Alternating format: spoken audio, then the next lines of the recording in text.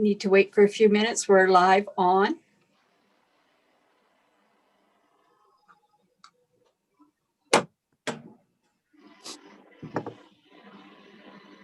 Okay, is everybody ready? Mm-hmm. Okay. Good evening, everyone, and welcome to Cumberland Council's regular council meeting of February the 8th. And I'd like approval of the agenda. Second, all in favor? Carried. Next are the minutes. Move minutes. Second. All in favor? Carried. Next, receipt of committee minutes. Move receipt. Second. All in favor? Carried. Delegation.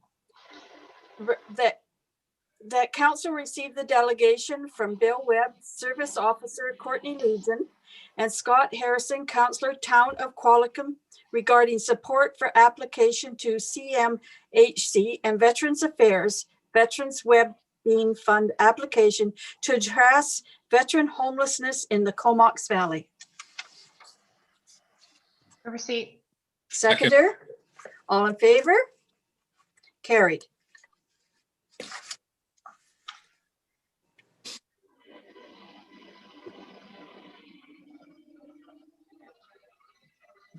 Welcome, Bill. Thank you. Would you like to introduce the two gentlemen you have with you?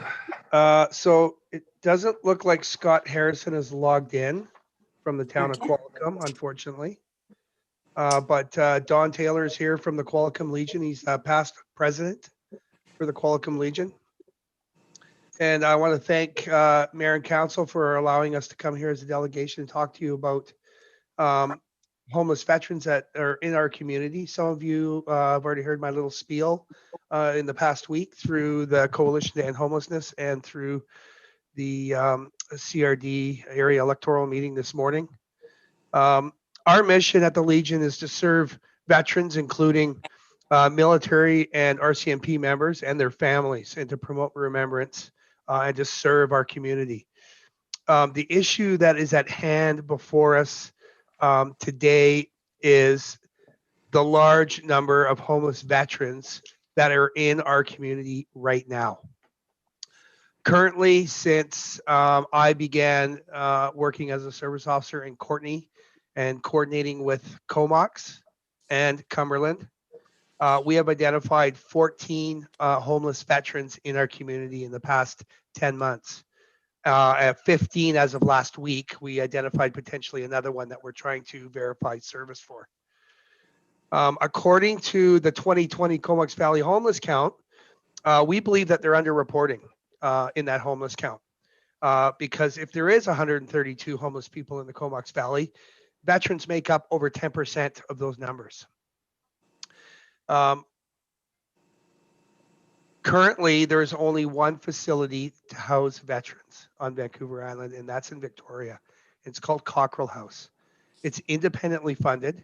Some of the funds are given from the Royal Canadian Legion to support their expenses so that hard to house homeless veterans can have a safe place to transition and find long-term housing and take care of their medical needs.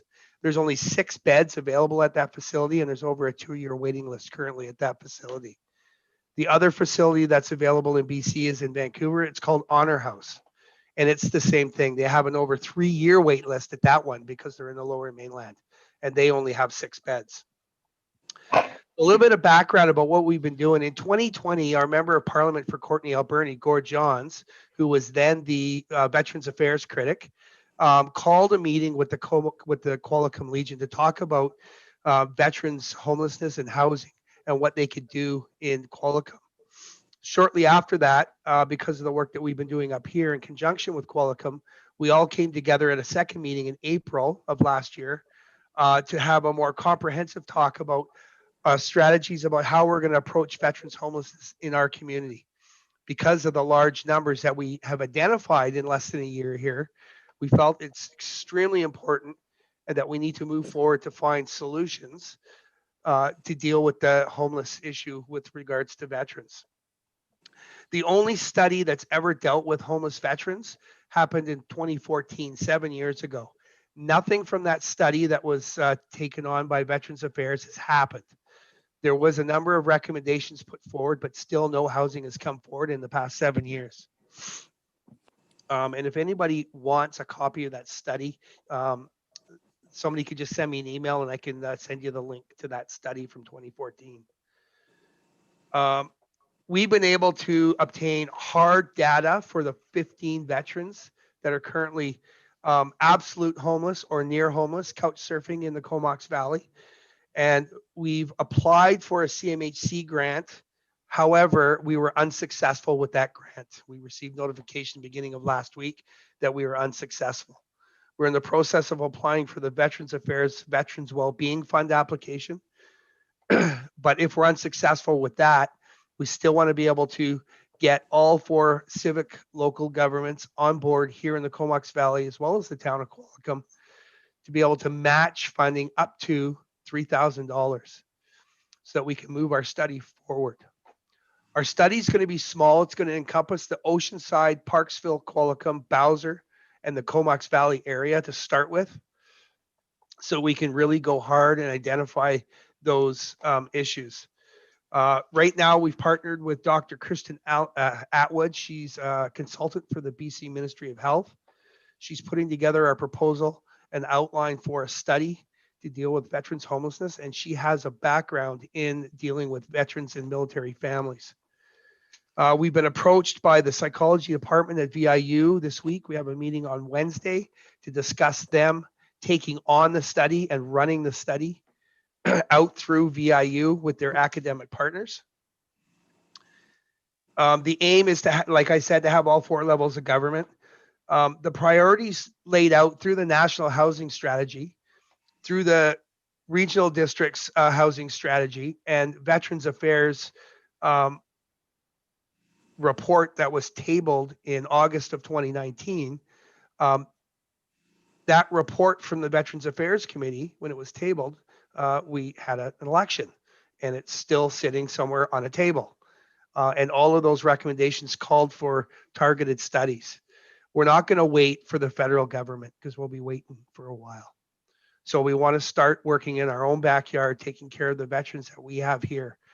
Currently, the best estimate that Veterans Affairs can provide is estimated of 6,000 plus homeless veterans across Canada. We believe that currently in the Comox Valley and Oceanside area, there's about 4,000 to 5,000 retired veterans that reside in our area.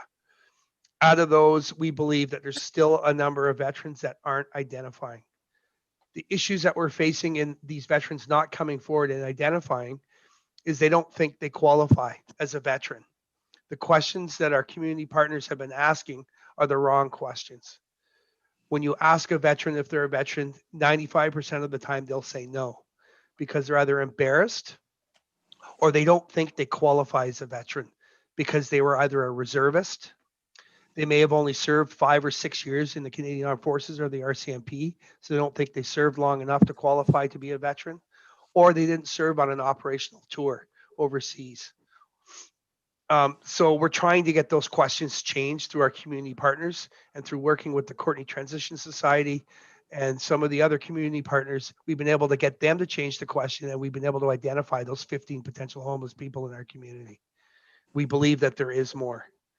So we hope that Cumberland Legion, we spoke to Comox Council last week. They're looking at passing a resolution to match funding up to $3,000. The electoral area district is doing the same thing. So everybody's budgets are coming up. So hopefully in the next month or so, we can get the support of the Qualicum Council and the town to match funding up to $3,000 and provide us a letter of support to move ahead with this study and our academic partners. And with that, I'm going to ask Don if he has anything to add, and then I'll open it up for questions. Just one thing to add. In the Qualicum area, we've identified 3 for sure homeless veterans. We haven't taken this forward to the Parksville Legion or the Parksville Council this time. We have a $3,000 commitment already from the town of Qualicum Beach. And I just want to reiterate what Bill says. This is a problem. We need to move forward with this as a pilot project so that it can be expanded from our region island-wide, and then hopefully BC-wide, and go from there. Homeless veteran issue is a huge issue across Canada. We're looking to get provincial government support as well as federal government support. So I thank you very much for your time today, for allowing us to make this presentation, and stay safe and stay healthy out there. Thank you very much. I'll start with Councillor Brown. Do you have any questions? Yeah, so just to clarify, the funding, the matching funding you're asking for, that's not yet to actually create housing. It's to move a study forward and move the project along, yes? Correct. And you'll be asking all the local governments between Qualicum and including the Comox Valley? Correct. Local governments and legions in that. And each legion. Yeah. So all 3 Comox Valley legions have committed. And we have letters of support. We're just waiting for the one from Ward Harrison from Cumberland. But we have all the support of all 3 legions here in the Comox Valley. And then can I have a follow-up, Mayor?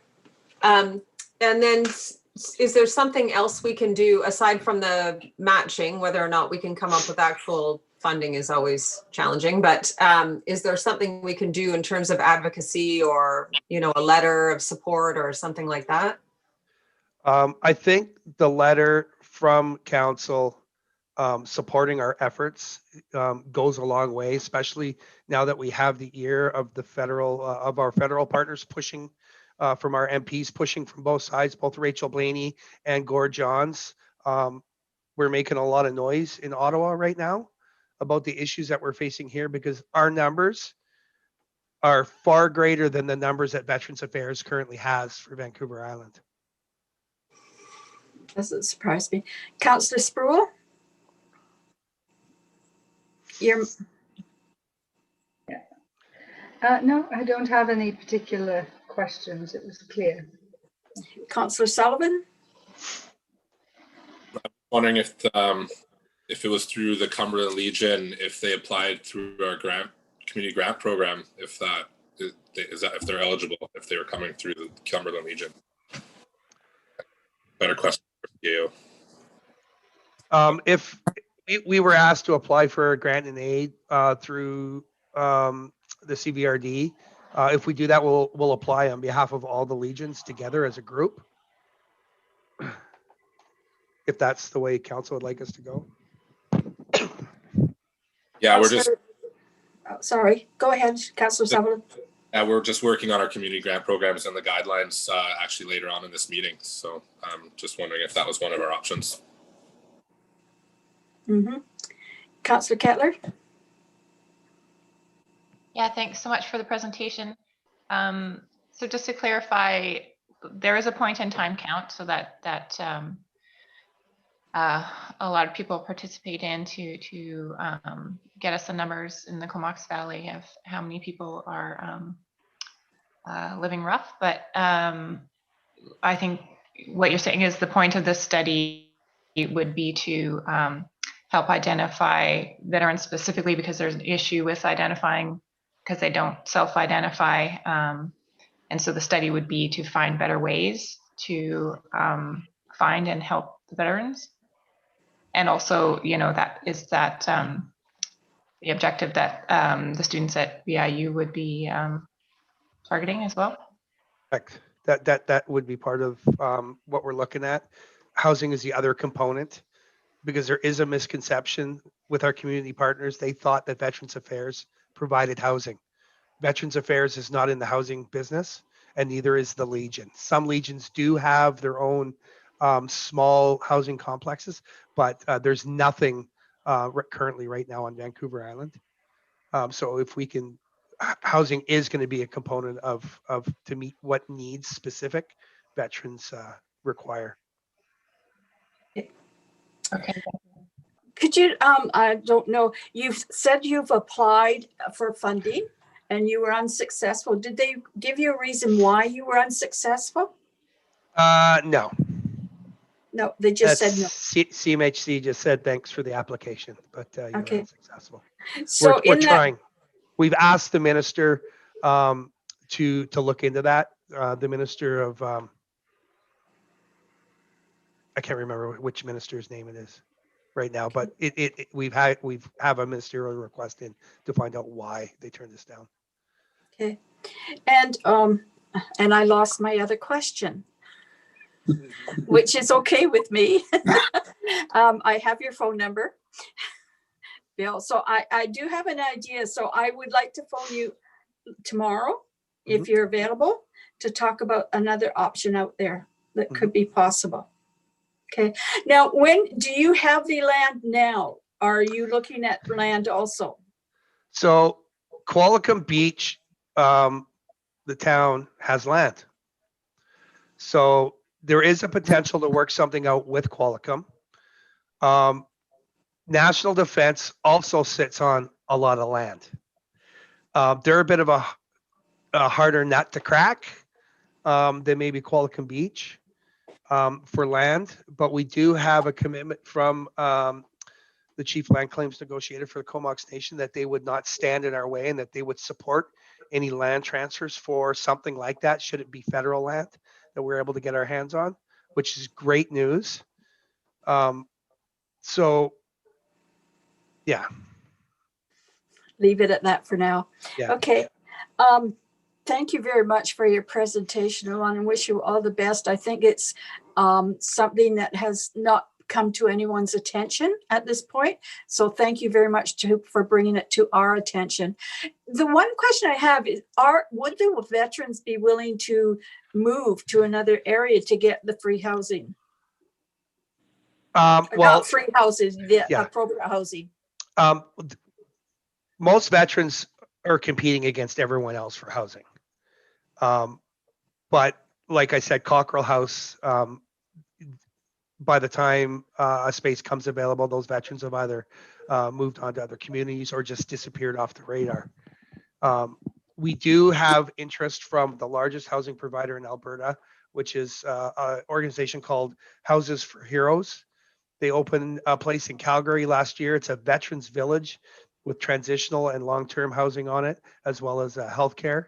They just opened one last year in Edmonton. And they partnered with ATCO, the trailer making company. They're interested, their next project wants to be on Vancouver Island. However, they expressed to us that the cost of land in Victoria was astronomical. And then we suggested that they partner with us and move north to the north end of the island because of the high number of veterans that we've been able to identify. So we do have some interest from some other organizations. Oh, well, that's good to hear. Councillor Brown? I'm just thinking while you're talking that there's several, I know in Cumberland, there's the seniors housing nonprofit that operates housing here, and it might be an idea to approach them and have them put a certain number of units aside for veterans or prioritize veteran applications. Just an idea. I have a hard time with the word senior because the majority of the veterans that we're facing right now are contemporary age veterans, 46 to 52. That's the average age. So they're Gulf War, Afghan veterans. So there's the one place on Back Road does have veterans housing, and then Broadmead in Victoria is the largest veteran provider for seniors housing. What we need is contemporary age veteran housing. And four people on our list right now have kids. So we're facing a lot of people that are homeless, veterans with kids. So the demographic has changed greatly in the past 10 years. Thank you very much for your information. It's very valuable. And thank you very much and wish you all the best. And you know, we won't make our decision tonight, that it will be at the next council meeting. So you will be informed as to what we have agreed to.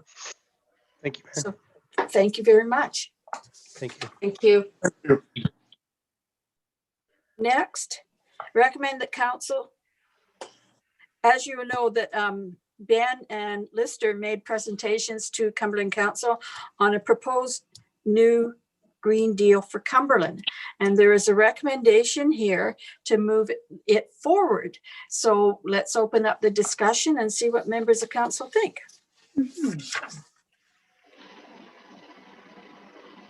Councillor Brown? Yeah, I thought they were and continue to be two amazing young men, both born and raised in Cumberland. And so just noting that it takes a village to create awesome humans. And I'd be happy to move forward with them and support them in any way we can to find a way to prioritize those resolutions, see which ones we can get to. And I thought it was really important to include them in that process. Yeah. And work with them. And so that's why the resolution is coming forward the way it has. So Councillor Spruill, did you have any comment? I just want to say I was so impressed. I've known both of those young men for a long time, and their clearness of thinking, their presentation. I'm thinking with them starting so young, they're going to be even more powerhouses as they get older. They're on the right track, and I certainly support them in this recommendation. Councillor Kettler? Yeah, I was actually just really happy to see young people coming forward, and you know, we need that. We need support from our community, but we definitely need support of young people to move legislation like this forward. As they identified in their report, there's a lot of you know, corporate interest in keeping status quo. So you know, I think it's great, and I'm happy with the recommendation. I think there's a lot of things that we'll be able to discuss with them that we have already put in motion, which hopefully, you know, that'll be you know, positive for them to see that we're not starting from zero, but also be able to discuss with them some of the challenges, because there are some pretty challenging requests within there. So I think it'd be a really interesting conversation, and I'm looking forward to having it. And Councillor Sullivan? Yeah, how can I put the same thing differently? I think I was pretty impressed with their level of engagement, that's for sure. And just as everyone else has mentioned, yeah, having more youth involved in our future decisions is pretty key, and it's great to see them involved at such a level. So yeah, I'm supportive of that for sure moving forward. And nobody mentioned that they would like to work with me on that project. So who wants to put their name forward to sit on the committee? Councillor Kettler, you're willing to do that? Councillor Brown, you're willing to do that? So what if we do it this way? We have one councillor appointed and one is the alternate in case one of them can't show up. So we should always have two members of council there. It might be in case I can't come at a meeting. I think it's gonna take a couple of meetings. I don't think it's gonna just be one meeting. So if somebody would like to make a motion. Can I speak to that? Mm-hmm. I supported the gentleman getting to this point, so I'm happy to let Councillor Kettler be the councillor appointed and be the alternate. Okay, so would you like to make the motion, please? That council support the Cumberland Green New Deal in principle, and that the mayor and Councillor Kettler as the appointed councillor and Councillor Brown as alternate meet with Lister and Mr. Mason to discuss Green New Deal priorities and alignment into council's strategic priorities for 2020 to 2023. Second. All in favor? Carried. Thank you very much, council. Next, that council receive the Regional Park Service Comox Valley Regional District proposed report. Move receipt. Second. All in favor? Carried. Good evening, Mayor and councillors. Yeah, I think this topic has been discussed a couple times, and you obviously heard the presentation from Mark last week. So there was the follow-up request was to respond just in regards to staff participation in working group to inform the background study, which would be the next step delivered to council to inform a decision on whether Cumberland is to participate in the creation of such a service or not. And then the second piece was whether to expedite the process and change it so as to create the service now, followed by working through the background study, which staff have considered that. And given the magnitude of the decision and the importance of this conversation, we feel the background study is prudent to do first prior to proceeding to establishing or making a decision on the establishment of such a service. Anybody have any questions? We'll go around. Councillor Sproul? I've written so many notes on here, but I understand there's some confusion about the park service in here somewhere. It's saying that there isn't really the structure because there isn't at the moment a park service, or there is, but it belongs to areas A, B, and C. And that it would become, I'm not really clear how, what kind of, what we're signing up to. I personally, though, feel that we already have our hands full with parks. We have hectares and hectares, I don't know how much of forest land, and it's usable by the whole of the Comox Valley. I feel that we're already creating and providing lots of parkland for the rest of the Comox Valley. And there is a cost to it. Even if the Forest Society buys the land, there still has to be the conservation covenant, the covenants. I suppose that by supporting that background study, we would be able to make a clearer decision on the whole thing. And I don't support an expedited process. I don't feel that there's a big hurry to get on with this, but yes, I'd like more information. Councillor Sullivan? Yeah, I feel the same way. We support the staff's recommendation to not expedite it, but I definitely would like to be involved in the background study. Councillor Kettler? Sorry, apologies for the poor internet connection. Yeah, I think that, overall the regional parks idea is good. I think, there's a lot of areas that we share service, and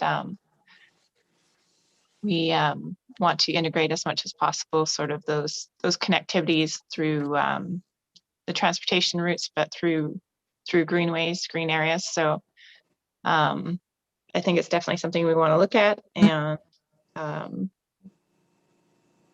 as far as what Councillor Sproul was saying about not really knowing, it's true that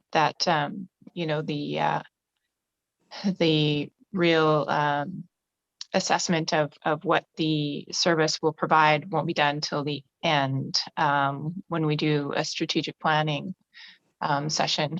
So it will require a bit of a leap of faith at first, because the participants will have to join before knowing what exactly the criteria will be.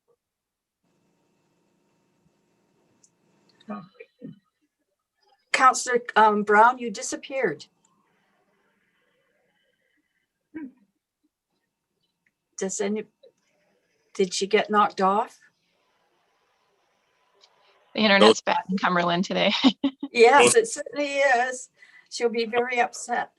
I only live a stone and I'm okay. But yeah.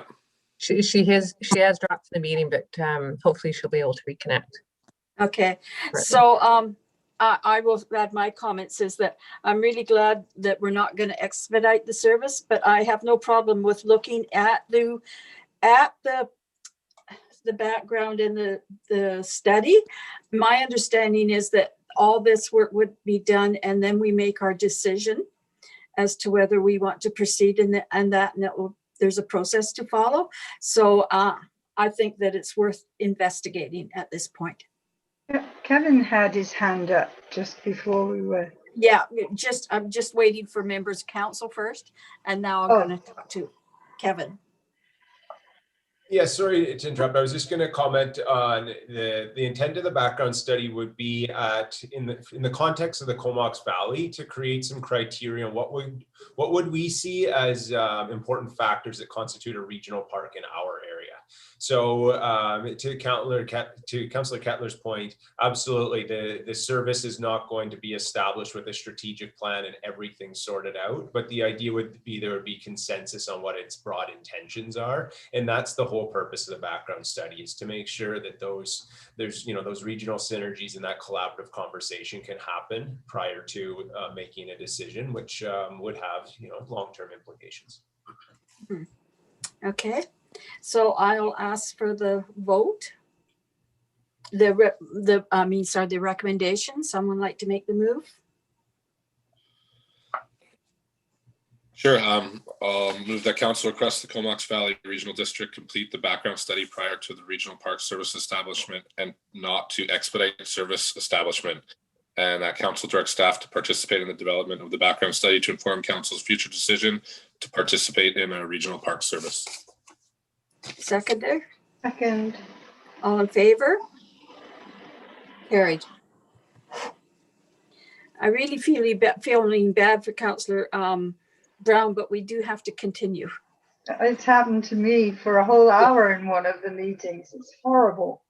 And Councillor Kettler, it happened to you also a number of times. And Yep. You're jumping all over the place here on the screen. Makes it very interesting. Next, we have correspondence. The council received the correspondence from Fred Haynes, Mayor, District of Saanich, regarding actions to address the overdose crisis. Receipt. And seconder, all in favor? Carried. And Councillor Kettler, do you sit on the Drug Strategy Committee? Yes, I tried it as much as possible. They actually did have a meeting today, I believe, but I wasn't able to attend. Okay, because I think this is really important letter, but a lot of it we are already doing and we're on record as supporting the direction they are going in. And we've been doing a lot of work in this direction and looking at different options for the village. And so this is a letter for information, unless a member of council would like to send them a letter of support. Yeah, I was wondering if they were sending a resolution. I think it said in there that they might send a late resolution. So I'd be willing to support that resolution if it went forward to ABICC. Yeah, and I think all members of council would support it when it came up without hesitation, because we know the issues that it's bringing up for each of the communities. Yes, definitely. Okay, so we'll move along then. You don't want to send their support? It would be actually really nice for them to get a letter that we are working with them and will support them.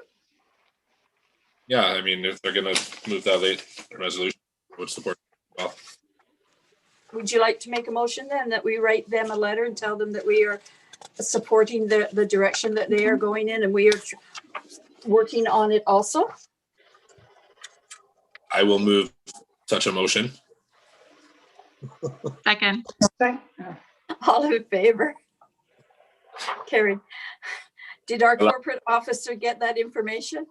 Apologies to our corporate officer. I'm assuming she is. Okay.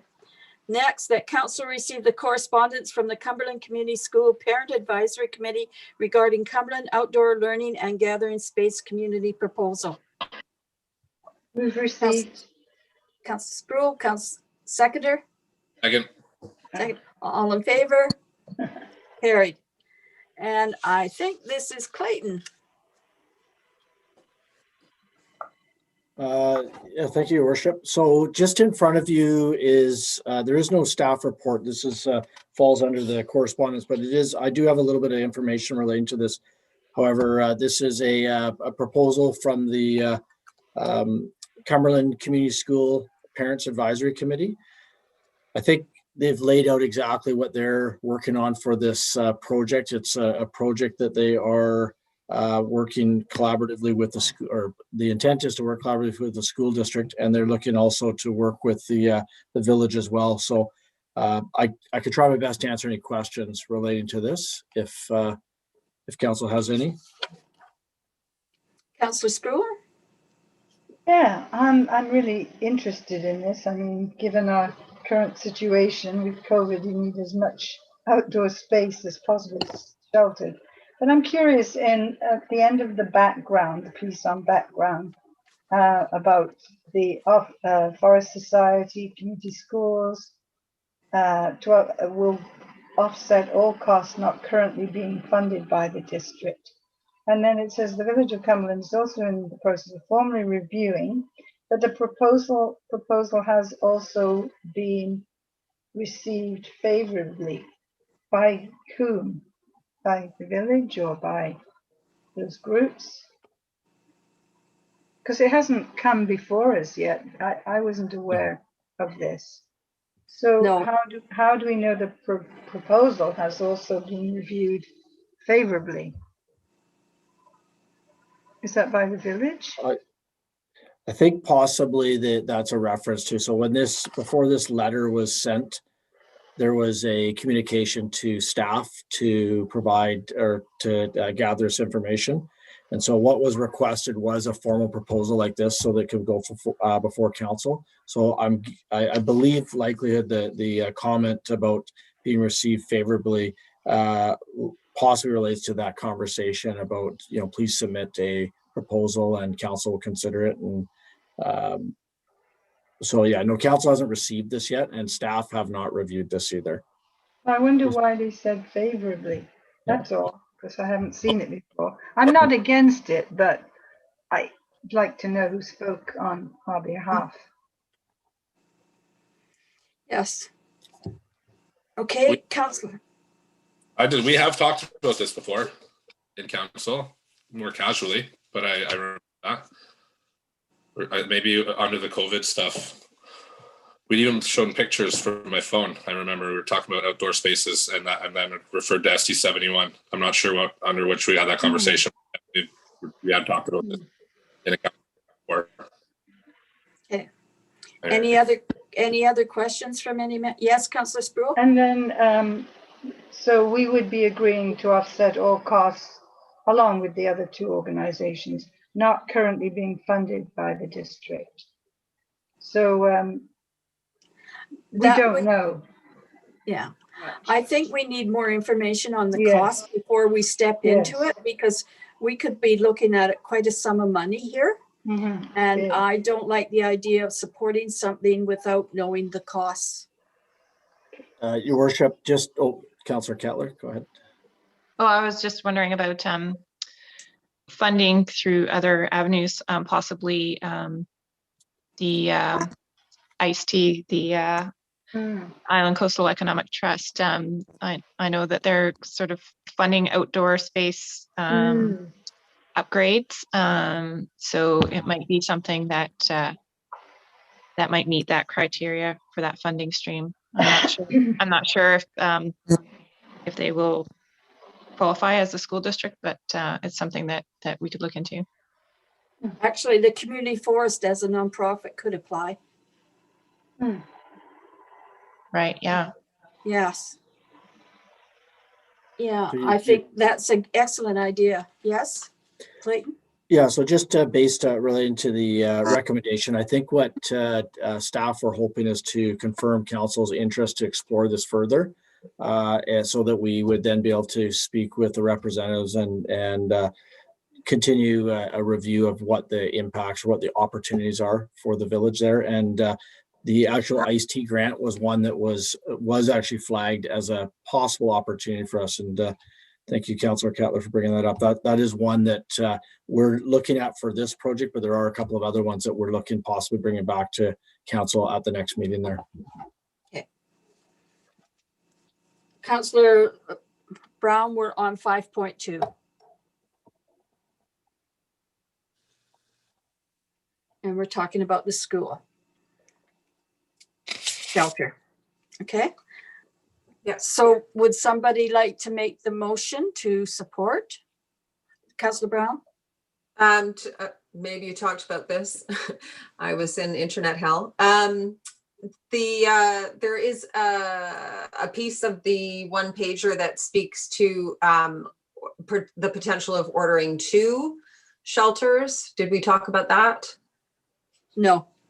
There was some consideration that maybe getting 2 would give us some economy of scale and the potential to raise funds in the community to support the project for 2 separate locations might be efficient.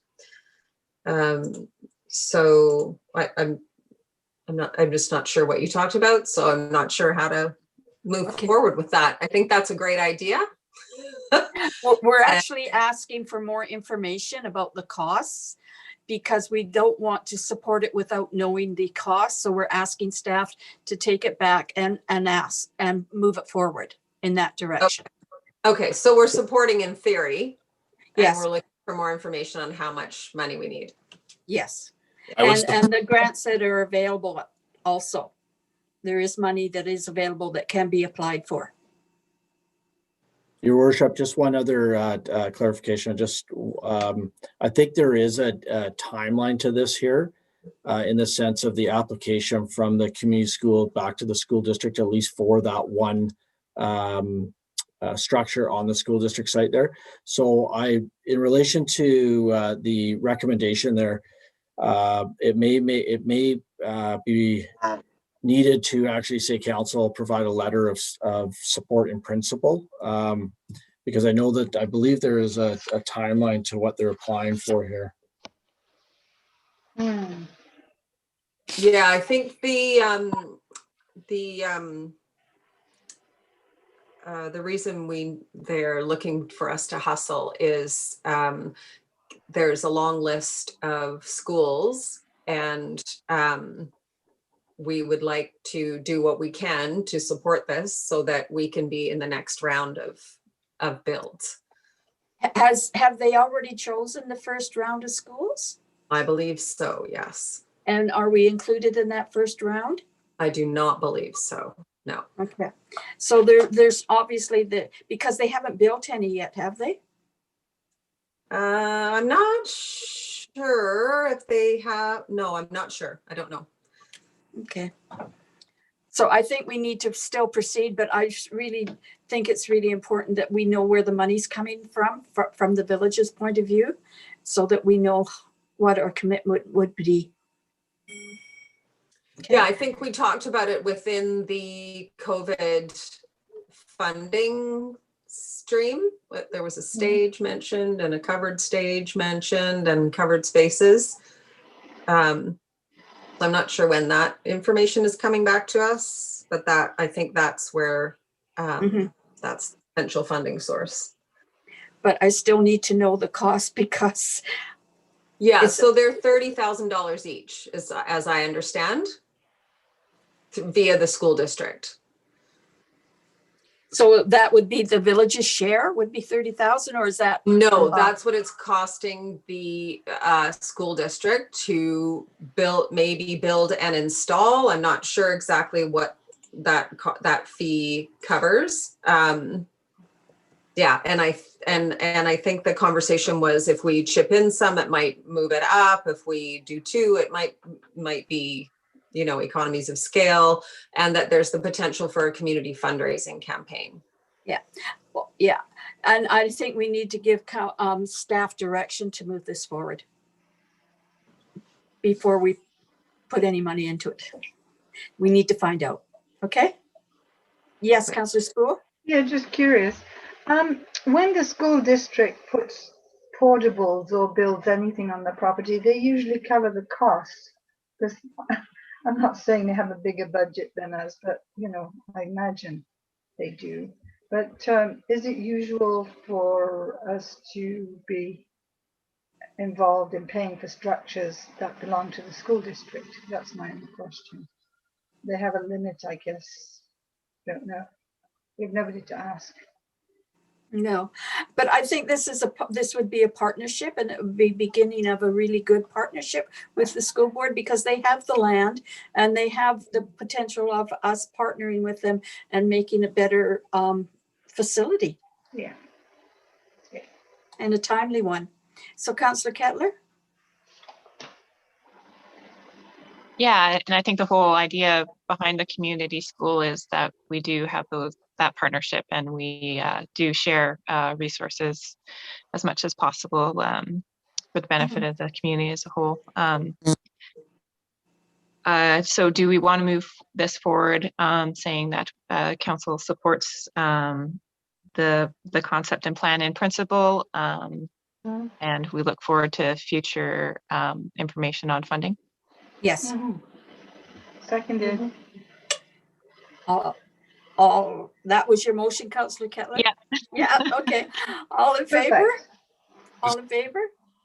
I've Carried. Still, all right. I would have liked to include Councillor Brown's economy of scale and stuff. As long as staff understands that we're interested in that as well. If we can get 2 for the price of 1.5, kind of thing. Is that part of the thing? Staff will come back with a report. So just to confirm that, that it would be added, that last piece would be that staff explore the option for a second structure to be added to the community. That's what I'm hearing. Just want to confirm that. We had station previous for sure, and if that could be included, that would be great, because for $30,000 for a building that looks like what's in this report, we should get 5 of them. One for each of us. Is that go big or go home? Let's anywhere that $30,000 buys that installed, but I sold. Let's do that. Okay. Clayton, do you need that in a separate motion, or you're fine? You know what, we're right now we are exploring already based on our restart funding. That's what we do have a resolution relating to the outdoor space. So that's actually something that we are working on right now. So I think that the Councillor Kettler's resolution is fine, and the rest we're already working on that piece there. So okay. Thank you. Councillor Brown? I just want for staff's information that they are being built by Island Trust, or Trust is what I meant. So they're in Cumberland. Okay. Great. Next, we have that council received the correspondence from the Vancouver Island Regional Library regarding libraries are essential services in BC. Move receipt. Second. All in favor? Carried. Councillor Brown, you're our representative on the library board. Would you like to comment? Yeah, so there was quite an outcry from the community, all the communities on Vancouver Island who are so dependent on their libraries when they were closed. And it took a long time for them to get to a place of reopening, and so the board of Viral is wanting to advocate for libraries as essential services in emergencies, because they are a primary connection tool and source of mental health in our communities. And so that's why I asked for this to be on there. I believe there's a resolution coming to AVICC. It might be valuable for us I can look into whether or not that is for sure. I'm pretty sure it is happening. So just supporting that resolution when it comes, I think is all we really need to do. You don't want a separate letter to go to the ministry to say we support? We could, I would suggest that we do similar to the letter that we've received to the Premier and the Minister of, what's she called? Municipalities. Because it's under her jurisdiction. Josie Osborne? Yeah. Minister Osborne, okay. Any questions? Councillor Sullivan, you were our previous rep. What do you think? I completely concur with Councillor Brown on my 4 years on Viral. Basically, like all the services just got used up every time new buildings were built. They got filled with people.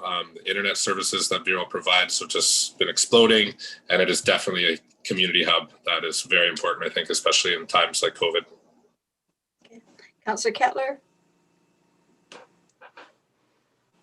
Yeah, I absolutely support the resolution and the letter if that's what we choose. Okay. And Councillor Sproul, you were a long-time library board member. Yeah, eight years. But I remember going back then, writing to the government to point out how important the libraries were and try and get some funding. The funding is always seeming to be taken away. So this is slightly different, but definitely want government support in this. And yes, I would say it was an essential service.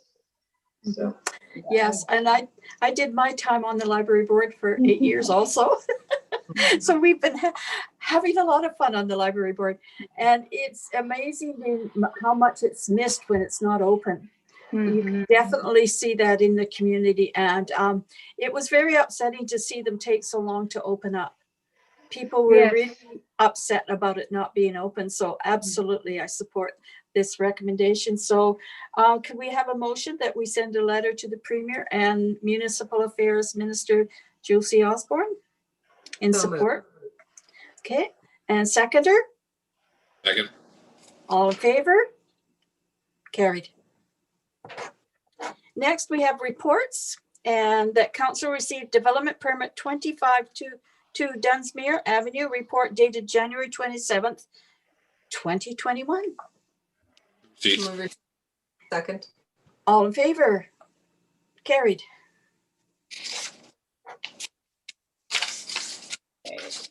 Good evening, Mayor and councillors. Am I unmuted? Can you hear You're me? fine. Okay, You're great. fine. Okay, good. So 2522 Dunsmuir, the property owner has applied to build an ADU at the rear of the property. All of the proper forms were submitted, and the application and supporting documents meet all of the development permit guidelines, as well as all of the zoning bylaw requirements for an accessory dwelling unit. So it's a pretty straightforward application. However, I have received a few comments from neighbors requesting to not waive the public meeting. So I'm sort of looking for council direction. I'm not sure, like generally we waive these for ADUs because we did have that public process during the OCP public hearings. And also with COVID, I'm not sure where we stand with asking community members to hold meetings. So looking for direction on that. Okay, we'll go around the table and get everyone's opinion. Councillor Kettler? Yeah, so the actual public meeting is not the only way that the neighbors could provide feedback though, right? We'll receive their feedback if they submit letters or emails. Is that correct? Yes, correct. Okay, thanks. Councillor Brown? Yeah, so this is up at the top of my street, and As we all know, Camp Road has a statement of significance on the street. It is the entire street of heritage value. And this is the first application for an ADU on the street. There are lots of secondary suites. There is a parking nightmare. And there's just, I think, some extra complications because of the heritage value of Camp Road. And I think it would be valuable to facilitate some sort of neighborhood conversation around ADUs on this street. If we're going to put statements of significance on areas, then they should mean something. And we haven't had a conversation about what that statement of significance means and any sort of parameters for this type of infill development on this street. So, and I did hear from some neighbors as well about their concerns, and I've heard from neighbors before about concerns. So I do think it's worth having a neighborhood conversation about it. I'm not sure what we can do, given that we don't have a bylaw that follows up with our statement of significance, which is unfortunate. And we may need to consider putting a hold on this type of development on Camp Road until we figure out what the statement of significance means. But now that this is in process, I'm not sure how we do that. So yeah, I definitely have concerns because there are, this could be an ADU on almost every property on this street, which I'm not sure is what we want. Okay. I don't know, because we haven't. Yeah. Well, before we go to the next two council members, can I ask the Chief Administrative Officer, what are the guidelines for holding a public meeting as like this in the neighborhood? Is there guidelines for us to follow or for them to follow? I can't answer that right now. I'd have to get back or bring some information back to council. Yeah. Okay. I don't have the answer to that. Okay, just a minute. The senior planner. Senior planner has, yes. Yeah, I can just provide you with that information. So the, as Milena pointed out, the OCP review included reviewing the development permit guidelines. And then if the development permit guidelines are met, there's really no discretion by council to refuse the development permit. The neighborhood comments that came in were regarding privacy partially, some of the comments. So there is a possibility, I think a meeting or the neighbors being invited to the APC, but can be helpful in trying to find ways to address the privacy concerns of the neighbors through screening, and that is part of the development permit.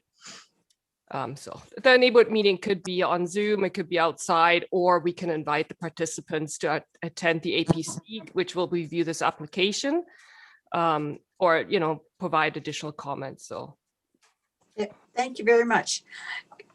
Okay, one more question, Councillor Brown. I was just going to say the orchard is just like right across the street, so it would be very easy to hold the meeting outside. Councillor Sproul. Yes, I was curious. Well, I guess we don't usually have a neighbourhood meeting, but I wondered why planning staff recommended that we waive the requirement, because it covers all parts of the development bylaws. I mean, it doesn't need to change any of the bylaws.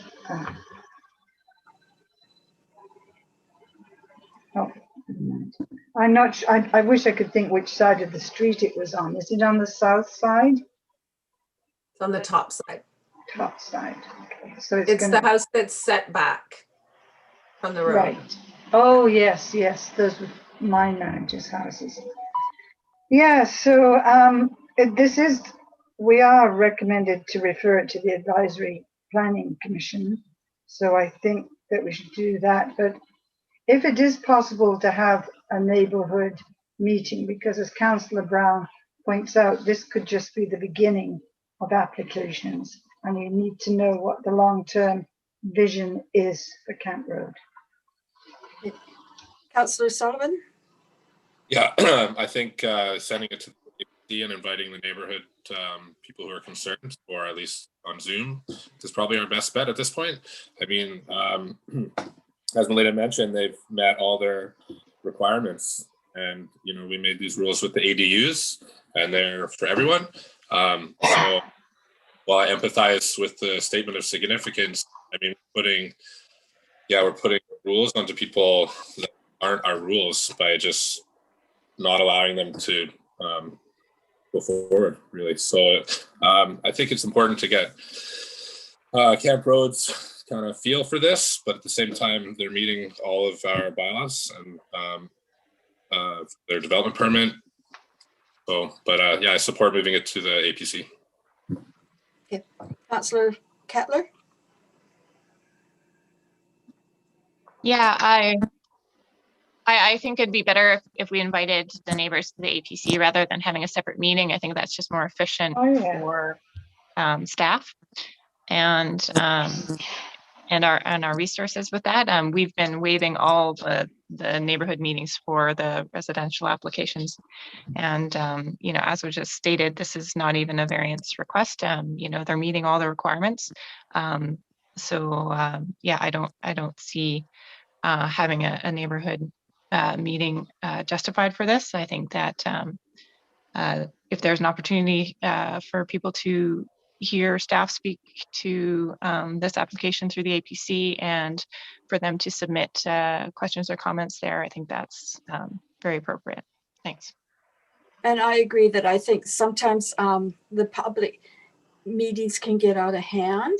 And I think to give them the opportunity to view their opinion, and maybe the APC can move some of their recommendations and make it work for everyone. And so I think that's a great idea. So if somebody would like to make that motion? Sorry. Oh, to Mayor and Council, so you do not have to recommend that the applicants attend the APC. The APC meeting is open. Oh. So we will just inform them that that is an option. They can view the APC meeting, which is online also. So they would still have to have capacity go online. But then it doesn't have to be a separate motion for that. That's just what we do. The meeting is open. Okay, but also that they have the opportunity to write letters also? And they already have. So we sent everybody, as part of the process, Milena sends everybody a letter about the proposed ADU, including a drawing. And we've received the letters in response to her mailing. Sorry, I'll just say that I hadn't sent the letters out until today. Because this is just a referral to APC. So the letters have to go out a minimum of 10 days before a council decision, which isn't actually going to be until April. So I think these neighbors, maybe word of mouth or saw on the agenda. Just, yeah, the letter hasn't gone out yet. Okay, thank you. Councillor Brown? I just want to make sure that when the neighborhood is invited to participate in the APC, it's not just watching a version of the APC, that they are able to actively participate in the APC meeting. So they are able to speak and ask questions. Otherwise, it's not really participating in the meeting. It's just watching a meeting, which anybody could do anytime, right? So if we're doing this in lieu of having a neighborhood meeting because we've already heard from concerned neighbors, then I would suggest that they be able to participate in the meeting. Just good public policy. Is that the norm from the senior planner for Karen? Is that the norm that they participate in the meeting? We have left that up to the chair of the APC generally. So I can discuss that with him. Yeah. Your worship. So just, I'm not sure if, and the senior planner can advise if, like right now, point 3 there that says waive the requirement of the neighborhood meeting, that doesn't have to happen at this time. If you want to refer that, and if in the future their council can wish to refer or to waive that, it just right now, you could just refer this item on to the APC for them to consider it and deal with if you want to waive that public meeting or not at a future date. Am I correct in that, Karen? It would just potentially make the application process longer for the applicant. I don't know what their timelines are. You know, they might be hoping to hit the spring construction window. So if it comes back from APC to the council with, you know, with the letters and the comments and that were received, and then a neighborhood public meeting is asked for, then that doesn't mean it would extend it by a month, because then they'd hold the meeting, then it comes back to council. But do they not also have the opportunity to come to council when it's presented? Or right to let council? Yeah, absolutely. I mean, they can't attend the council meeting. We don't have open, Yes. you know your process, so they can write in, right, to council. Mhm. Yeah, yeah, so they, it's written submissions, absolutely. Yes. Okay, Councillor Kettler, did you have your hand up? Yeah, I was just thinking it would be clearer now, I think, for process to say the expectation is that people would go to the APC meeting as opposed to have a question mark around whether there would be a second meeting at some point. Mm-hmm. Good points. Good points. Okay, Councillor Brown? Yeah, I think I'm trying to find a way to make sure that we are having good public process around this and not encumber potential developments as well. We do have the opportunity to have neighborhood public meetings for these types of things, regardless of whether they're variances or anything else, because we appreciate that the public has concerns at times or not. And the opportunity for them to speak at a public meeting is quite different than attending a council meeting and asking a question in that way. It's also quite different from writing a letter, and it's also quite different from attending an APC meeting. So when you go to talk to your neighbor about what's happening on their property, that's a different feeling than attending an official council meeting or an official committee meeting. So I don't want to intimidate people away from their opportunity for public process. But when is the next APC meeting? And can we allow them to participate in a fulsome way at APC? And I think Rachel's got her hand up to say something. I just wanted to comment on council procedure bylaw, or the council procedure bylaw sets the procedure for committee meetings as well. And there's no different procedure for public input for APC and committee meetings as there is for council meetings. So it would be a similar process where public comments written could be provided to members of the APC, and there could be a question period at the end, but I wouldn't want to raise expectations of the community to say it's going to be a full-on public hearing where there's a full public input session as part of that. That would be out of the ordinary, and I think that's something that would be more appropriate for a rezoning or even a variance where council has some discretion over the decision. But as the senior planner indicated, under current council policy for the development permit guidelines, the council cannot deny an application that meets the requirement of a development permit. So it's a bit of a struggle, this one, because the development permit guidelines are in the OCP. Mm-hmm. But if they go to the ABC and the APC agrees with them or something, they can make recommendations to council. Can we can take that forward to the person that's doing the development? I think they could hear the concerns, like the senior planner said, and maybe try and come to some resolution with the applicant. I'll let. I'm not familiar with the development permit guidelines in that area. That's something that the planning staff could has more expertise in, and what role would be to if there is a role to mediate between the two. Okay, I think we'll let Karen speak, and then we're going to make a motion. You know, given that there's interest in this, before a letter went out to the neighbors, a letter is still going to go out, as Milena identified. I'm quite happy, with the council not waiving the neighborhood public meeting, and Milena can connect with the applicant, and they can decide whether that could be a Zoom meeting or an outside meeting, and just gives applicants, the neighbors, an opportunity to voice their concerns. Some minor changes can be made based on that additional privacy screening. Maybe reorientation of the windows so they don't look into the private backyards on either side, so that while there's limited discretion, there's a possibility to make some small adjustments. So I think that's absolutely an option. We often recommend against holding public neighborhood meetings, especially when we don't hear anything as a result of a letter being sent out, or it just it's so benign, there's just no conceivable impact on the neighbors. But yeah, the ability to adjust is there, but it's minor, but at least that ability might be taken by the applicant then, if there's any ways they can adjust their design, the screening or whatever.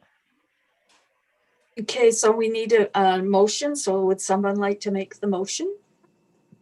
That council refer the application 2021-01 DP for a development permit on property described as Lot 6 DL 24, Plan VIP 13640 2522 Dunsmuir Avenue to the Advisory Planning Commission for a recommendation. Second. All in favor?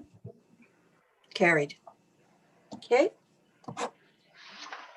Next, we have that council received the community grant program guidelines report. Move receipt. A second. All in favor? Carried.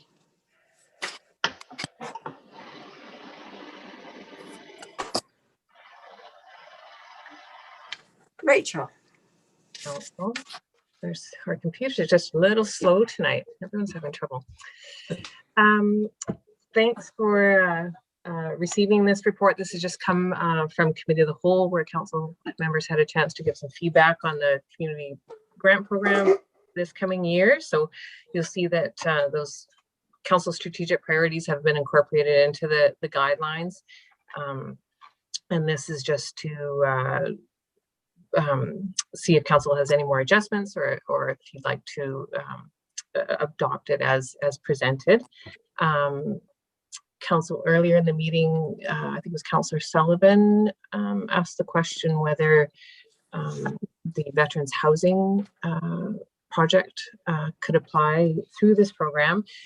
And while the program as it is really focuses on benefits for Cumberland residents, so but at the same time, if council does have, these guidelines are guidelines for staff to process applications and for applicants, but council in the past has received applications for projects that are sort of outside the scope of this program. The ones I think about is the Red Dress project, I think, or maybe not that one, but the Comox Society. I think there's been some funding over to that one, which were a little more regional in nature. So council does have the discretion to entertain other applications outside this program, but I think it's important to recognize that there's budget limitations in our budget this year. So I think there is some flexibility within that, the funding that's available, if that helps answer that question. Okay, does someone want to speak to any of this? Councillor Brown, you're first again. I'm happy with the changes. I did have a question. I don't want to open a can of worms, but I did have a question on whether we had that list of COVID funding and whether those potential projects would be run through a similar screening process, or if that would go through the grant process, or whether we're going to do that as a completely separate. My understanding, it's going to come to us separately. Okay. Yeah, we did discuss that recently, and I think there was I think a phase 3. There was a number of projects in the financial officer's report that were suggested, but the staff is planning to come back once some quotes and budgets are established for those projects. And I think that's an important part to serve, so council can really prioritize the allocation of the remainder of those restart funds. And part of that eligibility for projects was giving grants to community groups that serve vulnerable people in the community. So that would be part of that consideration. I think this grant program has a really limited budget of $10,000, so it really wouldn't go very far for some of these bigger projects. Anyone else? Councillor Sproul? No, I think it's as presented is fine. Yeah. Councillor Sullivan? Yeah, I like the changes. I was just mentioning that for the veteran stuff, just in case for some reason there wasn't enough intake. I don't know. I'm sure that's not going to be the case, but just sort of fleshing out some options. But I'm satisfied with the changes, and hopefully it just makes it a lot easier, which is the goal. Yes. Councillor Kettler? Yep, the same. I'm happy.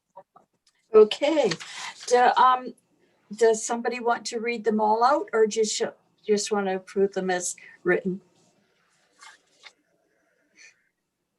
The recommendation. Go. No, you go ahead. No, it just says to approve the grant program. We have to read them all on the recommendation. Am I missing something? No. There's okay, I'll do it. The council approved the community grant program guidelines dated January 29th, 2021, and council directs staff to explore contributing $1,000 each year to the Comox Valley Community Foundation during the 2022-2026 financial plan process. Second. All in favor? Carried. But I thought it was. It was on the other page. What were you guys talking about? Anyways, moving on. Okay. The council received the village planning and infrastructure capacity report. Mayor Baird, I think you've skipped the main committee of the whole report there. 6.3.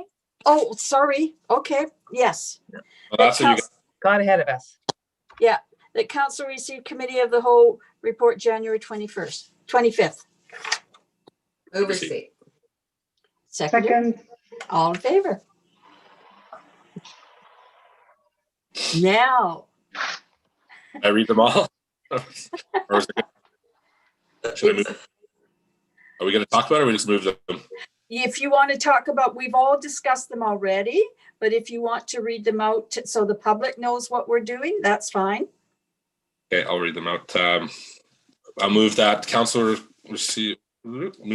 directs staff to work with the Cumberland Business Association towards a memorandum of understanding between the Village of Cumberland and the CBA, and to bring a draft agreement to council for review and recommendation.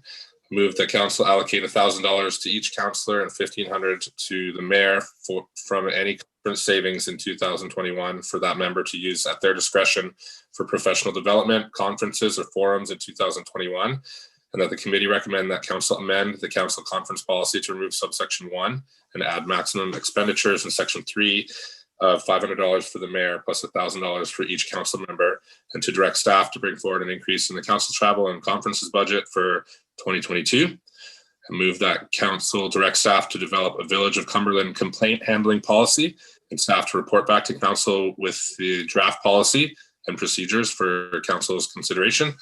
And that council direct staff to bring forward a report on implementing a 30km/h speed zone in the village. Second. All in favor? Carried. Thank you very much. Well done. Next we have recommend that council receive the village planning and infrastructure capacity report. Move proceed. Seconder? Second. All in favor? Carried. That's Clayton. You're on. Right on, thank you.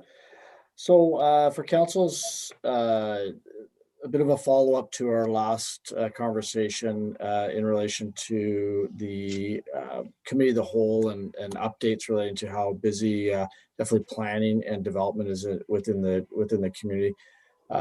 What the report before you is just an update relating to our existing capacity relating to the increased demands that we're seeing in sense of applications, inquiries for development, and everything from subdivisions to ADUs. The volume is been steadily growing, and one of the areas that from a staff's perspective is we're concerned about is the fact some of the strategic priorities that are very critical and very important for council, as well as are within the staff work plans, are at this point, I'll use the word a little bit in jeopardy, some of them in the sense of being delayed, and we don't want to see that. So we're trying to move ahead of this to find a way to ensure that those priorities are able to be maintained and we're able to deliver timely reports and move forward those strategic priorities.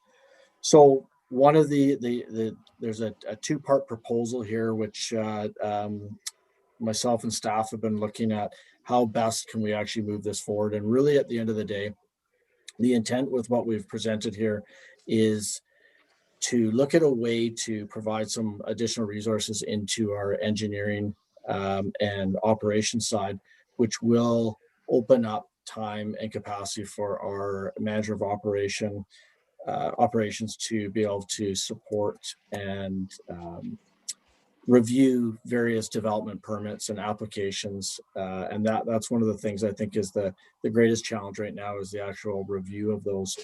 So it's a temporary plan that would allow us to evaluate. Certainly if we get ahead of things and we're able to feel like things are back, we certainly can scale back if we need to, and we can provide regular updates, or we would provide regular updates to council. Or if this is something that is moving looks like longer term, we would certainly include this in long-term financial plan and present this at a future budget period. But our concern right now is we're at that point right now. We can continue as is. It's just the timing of things are going to be not quite as defined in our work plans there. And so we can certainly deliver on these priorities. It's just the timing of them are going to be delayed. And I think the other piece is providing a service level that we want to make sure that we maintain and are able to provide that service to the community. The engineering position that tech that we're proposing here does also, there is some opportunities that would be able to utilize this position for some of our asset management planning. And so that is a strategic priority right now. And there is some grant funding that we're hoping to we will be bringing back to the next council meeting for that. So there is a possibility through FCM asset management that we will potentially could recover some of those salaries. And that could be to be able to move that project forward as well. So certainly happy to answer any questions. I'm sure there's questions relating to this, and happy to answer them. Councillor Kettler, would you like to start? Yeah, I'm just really happy to see this come forward. We have so much happening in the village. We just finished our water treatment plant. We have, we're just starting our sewage upgrades. Everybody can see that the fire hall is well on its way. So yeah, there's just the roads are being repaired constantly. It's a lot. It's a lot for the little village, and we need the help in this area for sure. And it's good for us as a council, because we always have quite lofty goals, and we're always restricted by resources. So it's nice to know that that staff have the support that they need to basically be able to meet our requests. Thanks. Councillor Sullivan? Yeah, I concur. I'm really happy to see this coming forward. I think we've been advocating this for quite a while, just seeing where we can get some help for our staff, and I'm really happy this is happening. Thank you. Councillor Brown? Oh. I'm all over today. Thank you. Yeah. Thank you.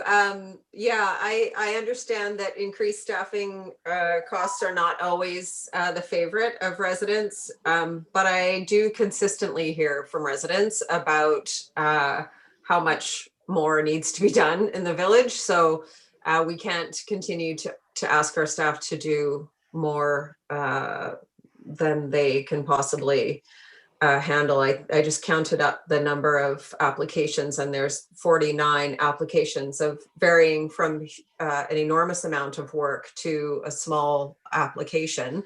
And we have a planning staff of 2 humans. So that's a lot of work for them. And so I think, yeah, there's a lot for us to do. And as Councillor Kettler suggested, we keep wanting you to do more. So I'm happy to see this moving forward. And I also am excited, hopefully, to be moving into natural asset management with a piece of this work. Councillor Sproul? Yes, I think this is timely. I mean, as the report says, the village has been experiencing unprecedented activity. I mean, it's obvious when you're out there, or just the street work itself, but never mind all the developments, new applications. We need to be able to deal with them, because we don't want to get the reputation too of holding up. You know, you hear this so often. But I'm not suggesting we race through things, but at least there's the support there for staff. And yeah, I have no problem with this. I'm just curious, the question I had, is it easy to get a qualified engineering technician for a term of 22 months? It must be a retired person, I guess. I should talk to Clayton. Yeah. Who would take that job? You know, it actually is, the market is definitely up and down in the sense of recruiting. Like I think provided council report about our recent applications relating to our park supervisor, and we had over 100 applications for that position. And so I think right now in certain positions, especially these positions, there is a strong pool out there. But we also are hearing definitely up and down the island that there are some that you're seeing that are being reposted over and over again. And so it really, I think Cumberland has a lot of things going for it in the sense of interest for people to relocate. So right now we're taking on this opportunity at the right time, I believe, that people are interested in these opportunities. There's people in the community, there's people that, you know, they look at it as a short-term, could be retired individuals. So I think even the short-term fits, people are interested in anything right now. And I think it gives us the ability to really look at a strong pool. I mean, that's certainly the hope and the intent. Mm-hmm. Well, I certainly think it's appropriate timing. I thought when we started in COVID that everything would stop, but it didn't. Actually got busier. And so not only did staff have to work with the everyday projects that were going ahead, it was also the COVID and the additional amount of work that they've had to do because of that. And we have actually done a tremendous amount of work during this last 8 months, I will say that. And the projects that we have completed, I know some communities did not follow through and do their major projects for many different reasons, but we were fortunate that everything was continued to work on. So it will be really nice to have people that can take a breather once in a while, maybe, and not be so inundated with everything, because it can get frustrating after a while because you don't seem to be moving further ahead. So thank you to the staff for all the work that they've done, and thank you for Clayton for recognizing this. One item. I think I just want to add to this. I think from the staff's perspective, and I'll speak to the group here, they really want to maintain this high level of service. And it's really tough to ask for help, honestly, and sometimes, especially a team like this. And I think at the end of the day, you know, when we really look deep down we're like, yeah, you know, this is a time where we do need that additional support to get through. So I just want to emphasize how it's not always easy to say, hey, you know what, we're all, you know, there's too much going on here, but we want to be ahead of that. So this is a plan that we believe will get us there. Okay, thank you. Would somebody like to read the recommendation? Sorry. I'll recommend that we hire a temporary full-time engineer technician for a term of 22 months, ending December 2022, to be funded from the Infrastructure Asset Renewal Reserve, and that we increase development service consulting services budget by $20,000 in 2021 and 2022 to be funded from the General Financial Stabilization Reserve, and that we direct staff to bring forward an amendment to the adopted 2021 to 2025 financial plan bylaw to reflect these expenditures. Oh, sorry, one more. That council not transfer from the Infrastructure Asset Renewal Reserve the amount over the optimum balance as per the reserve and surplus policy until 2023. Seconder? Second. All in favor? Carried. Next, we have council reports. Mine is going to be a little interesting because some of it's written and some of it's verbal. So just to give you an update,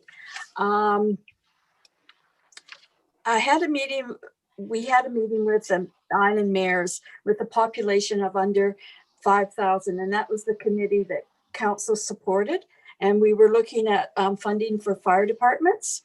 And we had our meeting. It was well attended by many of the municipalities, and they have agreed to send a letter to the Minister Osborne, and Municipal Affairs. That's who we are responsible. And so we will, unfortunately, I did not receive the letter in time to put on the council agenda. So we will be asking for council support for sending the letter.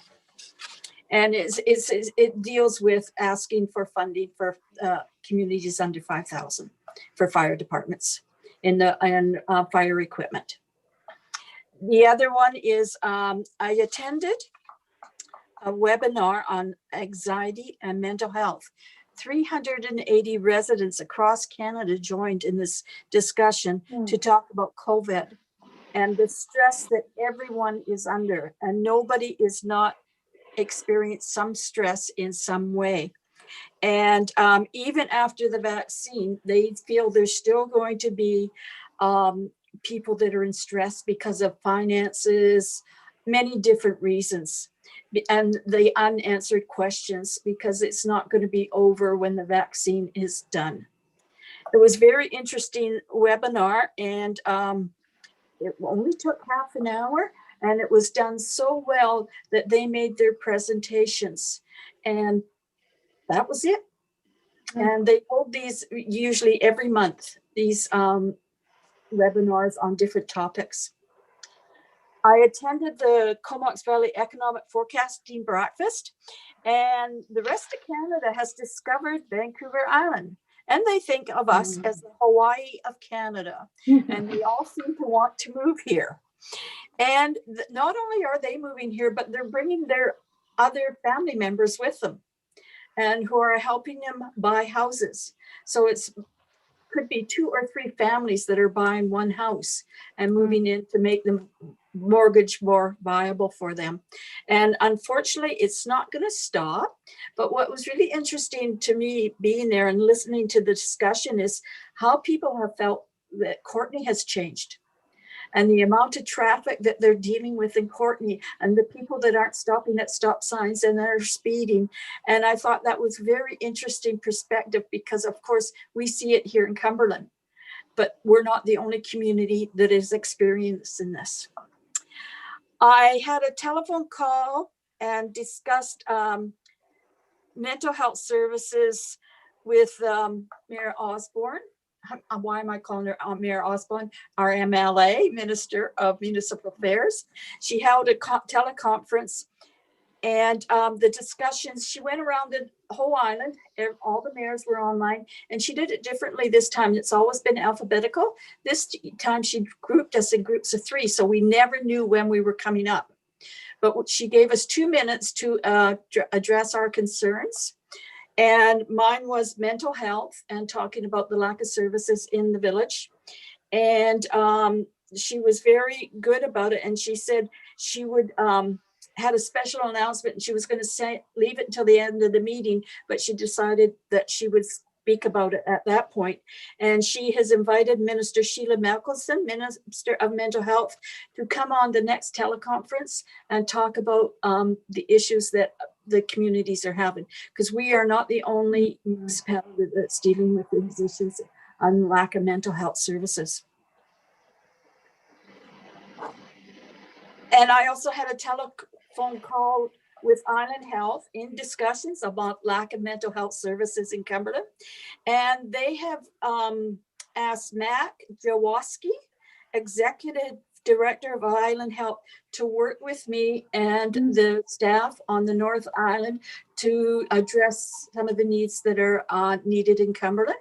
And part of the conversation was to have them come to a meeting and the committee of the whole in April and have them come and make presentations from staff on the services they have and that they provide to communities. And council members will be able to ask them questions and get answers from them directly as to what we feel is needed here in the village.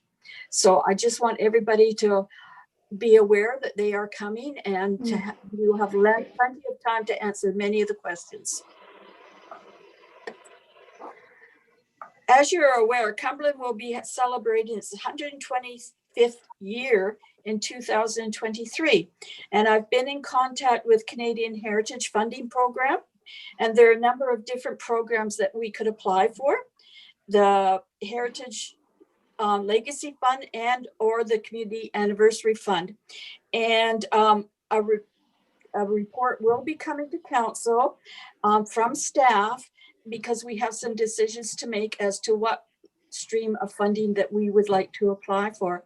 So that would be coming probably in April to council for some decisions on, and it will explain each program and it'll explain what we can do with the funding. Okay, and her recommendation was that we work backdate it, because you have to apply a year before the actual date. So we have to apply in 2022 for the funding. Okay. On behalf of the Cumberland Legion, I spoke to the regional manager of the Lottery Corporation on attaining a Keno machine in the Legion, and because of COVID, they've been unable to attain one at this point, and it's just because of COVID. They understand the situation now that the Cumberland Hotel has closed down and the Legion has increased their hours, and they would like to offer that service to their new patrons. So they have to wait till COVID you're allowed to get out there and be around people. Their manager is only working from home. He's not allowed to go to any of the sites. So that's one of the roadblocks. And I also talked to the regional manager of the Liquor Control Board, who asked why the local liquor store does not have accessible or push button doors. And he was not aware that it was an issue. And I informed him that it's been an issue for a long time. And he assured me that they will be putting it into a line of to be done on the existing doors. So we'll wait and see. We'll wait and see. And the one last item is the food share meeting. And I had asked for a meeting because when we originally set that up, it was to look at COVID and deal with people that have COVID and the food share program. And I think it's been so successful that there's thoughts that it should continue and serve the people of the village. And at the meeting, we talked about different possibilities. And one of the things that I took on was looking for additional funding. So I contacted Gord John's office, and they are looking at possible fundings for them on the federal side. And I also talked to Councillor Brown, who was having a meeting with Gord Johns, and she was going to talk with about that.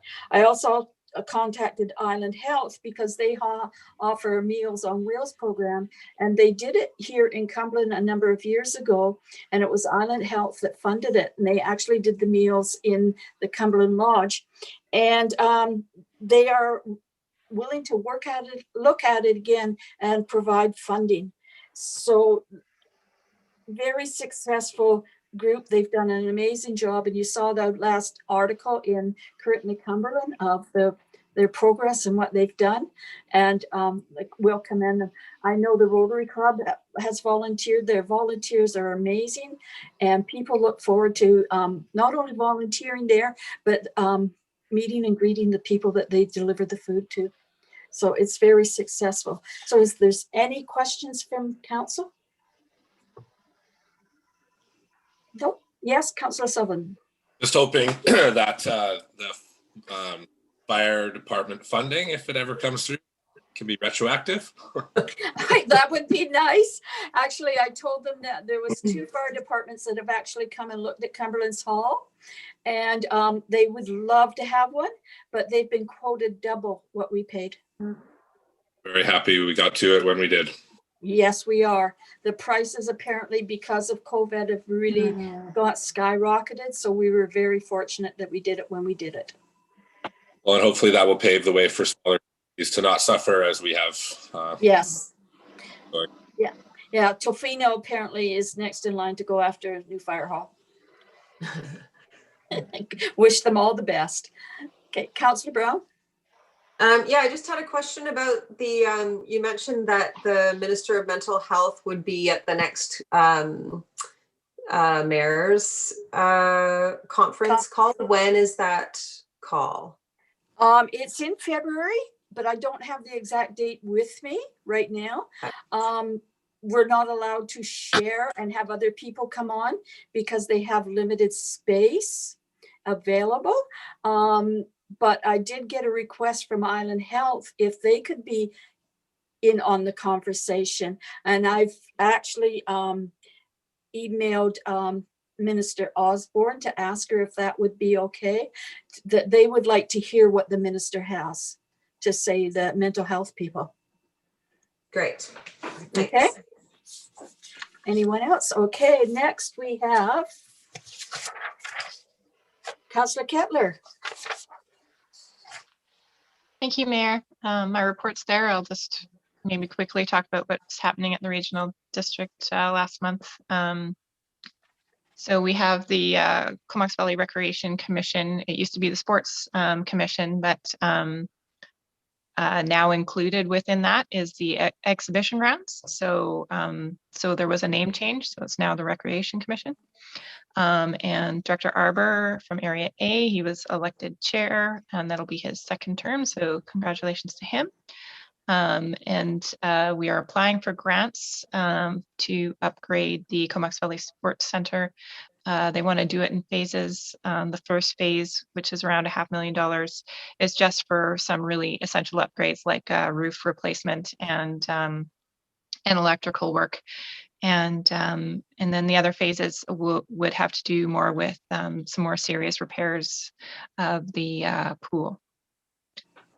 And then the regular board, Flynn Roard, which is the Ministry of Forest, Lands, Natural Resource Operations, and Rural Development. They presented to us at the board about gypsy moth spraying that they're doing in the spring for around the Huban area. There was some gypsy moth detected, and so the spraying is not like a pesticide, though. It's a bacteria that gets sprayed in the early morning before people are moving around, and is only supposed to affect that one species. But people can learn more about that program by going to the ministry website if they're interested. Yeah, and then the other big thing that we did at the RD was the adoption of the statement of reconciliation. It just really talks about our continued commitment to reconciliation and the adoption of United Nations Declaration on the Rights of Indigenous Peoples. And we also increased transit by 3,000 hours in anticipation of work that's going to be done on the 5th Street Bridge. We think that'll be causing some congestion and we'll need more transit service in light of that, as well as an increased 600 hours for back road. And yeah, I'm open to questions if there are any. Thanks. Oh, Councillor Brown and Councillor Sproul. I have a question about transit, actually. I'm not sure, but it came up in the resolutions in the Green New Deal that some communities are looking at on-demand transit, and it's a way to have way more efficient transit systems. And I just wonder if that has come up in the conversation around transit at the RD. Ever. It has come up, but we've actually put off our transit futures, which is our regional planning with BC Transit, where we, sort of do our strategic planning session. But that got put off due to COVID. So I think when that takes place, that conversation will be part of that. Nice. Okay. Very well done. Okay, Councillor Brown. Yeah, I won't go through mine. What will I say? The lots of work with the substance use strategy working group, and some conversations today at that follow-up meeting around potentially having a resolution go to AVICC. We had a participant with lived experience attend our call today, and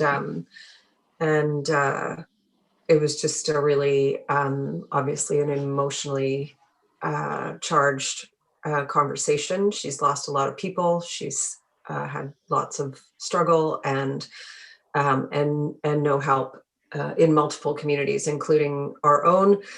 And just the frustration that community feels around the lack of services. So I appreciate the advocacy that we are doing, and I'm losing my patience a little bit with it, which is why I asked about the minister's call. So we've hired really great consultants to move this work forward, and I'm really looking forward to bringing some results back in some way. I think the committee will do some sort of presentation to the local electeds, but that won't be till mid-summer. So potentially even in person, maybe, hopefully.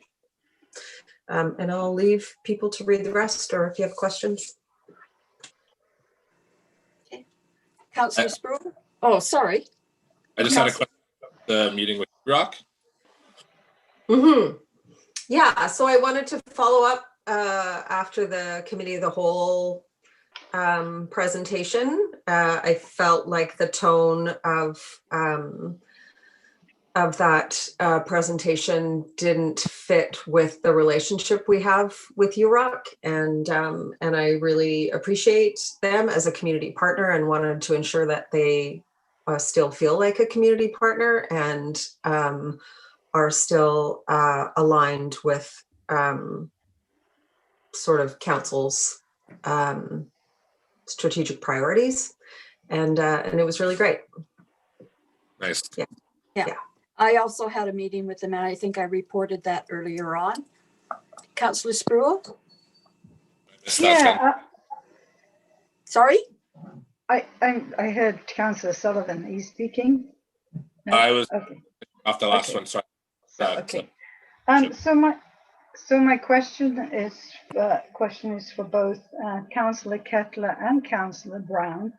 I'm curious about these monthly CAO meetings. I never heard of that before. I thought when it's each of them said attended monthly CAO meetings, I went diving for my planner going, what? I've been missing meetings, but I had no record of it anywhere. What is it about? What do you talk about? Why is it just one-on-one? I'm totally puzzled. And has this been happening for years? We never had reports so the last year. So I don't know why, what. Who would like to go first? Why don't I take a try at it there? Okay. Yeah. So, Councillor Sproul, I did send out a message to all of council, and I did actually speak with Councillor Sullivan about this as well. About in January there, just about setting up meetings on a once a month basis. Oh. And so happy to meet with you. It was just a general invite, and we just sit down and just discuss any of the items that are occurring there. So anytime, more than welcome, we could set that up there. I'm just puzzled because I do read my emails. I don't recollect that. So it was for all of council? Yeah, and this has only just started in January here, January and okay. February here. Yeah, so it's not been going on for. So I haven't missed the whole pile. You haven't missed. We could even meet in February, and you won't be behind. So we can get caught up with a couple there. So I know Councillor Sullivan him and I spoke about, but he's in and we just chat on a regular basis. But in case of yours, I'm happy to arrange that on a regular basis, whatever time works for you, for sure. And that doesn't break into your work. I don't really. No. I always try and avoid. You're the last person to talk to if I can't find an answer, because I know you have a lot of things on your plate. So no, it's absolutely. fine. It's good for me to have those a quick chat and just to kind of understand where things are. So yeah, happy to do that. I'll send you a note right after this, and we can arrange that for sure. Yeah. Good. Thank you. Councillor Sullivan, I'm sorry I cut you off there. No, I was just asking about the UROC and stuff. I hadn't begun my report. Is it me? No, it's not actually. It's Councillor Sproul. You're last. Oh. Okay. You go first. Don't hold your breath, because I had a very quiet January. I mean, February. Now it's like all my time is taken up. So no, I didn't have any committee meetings, but I did go and look at everything in the museum that was all spread out in the cultural center. It was amazing, and the people are working up at this end, but everything that belongs to the museum was laid, but it still is. Yes, it is. Seeing that, because it's a once in a lifetime what's the word, chance to get to see so much stuff from so many periods of our history. So okay, Councillor Sullivan, and now it's your turn. Nice. And I would just like to say to any councillors that when we go into the village, our CAO is very ready. Open door policy, and so I like to meetings anytime I'm going through there. So my report is verbal. I wrote it today and gave it out to the councillors. Covers the Waste Management Board meeting, which was kind of an overview in January. Stuff just comparing tipping fees between different communities, and we're entirely average, so that's good news. I didn't put the table up there because I was unable to finagle it. What's my point out here? And that the Comox Strathcona Waste Management manages over 100,000 tons of waste and recycled material per year, which is quite a huge amount. And as far as the comparatives to the other regions, that we are quite large, and our operations are facilities are quite expansive compared to many other regions.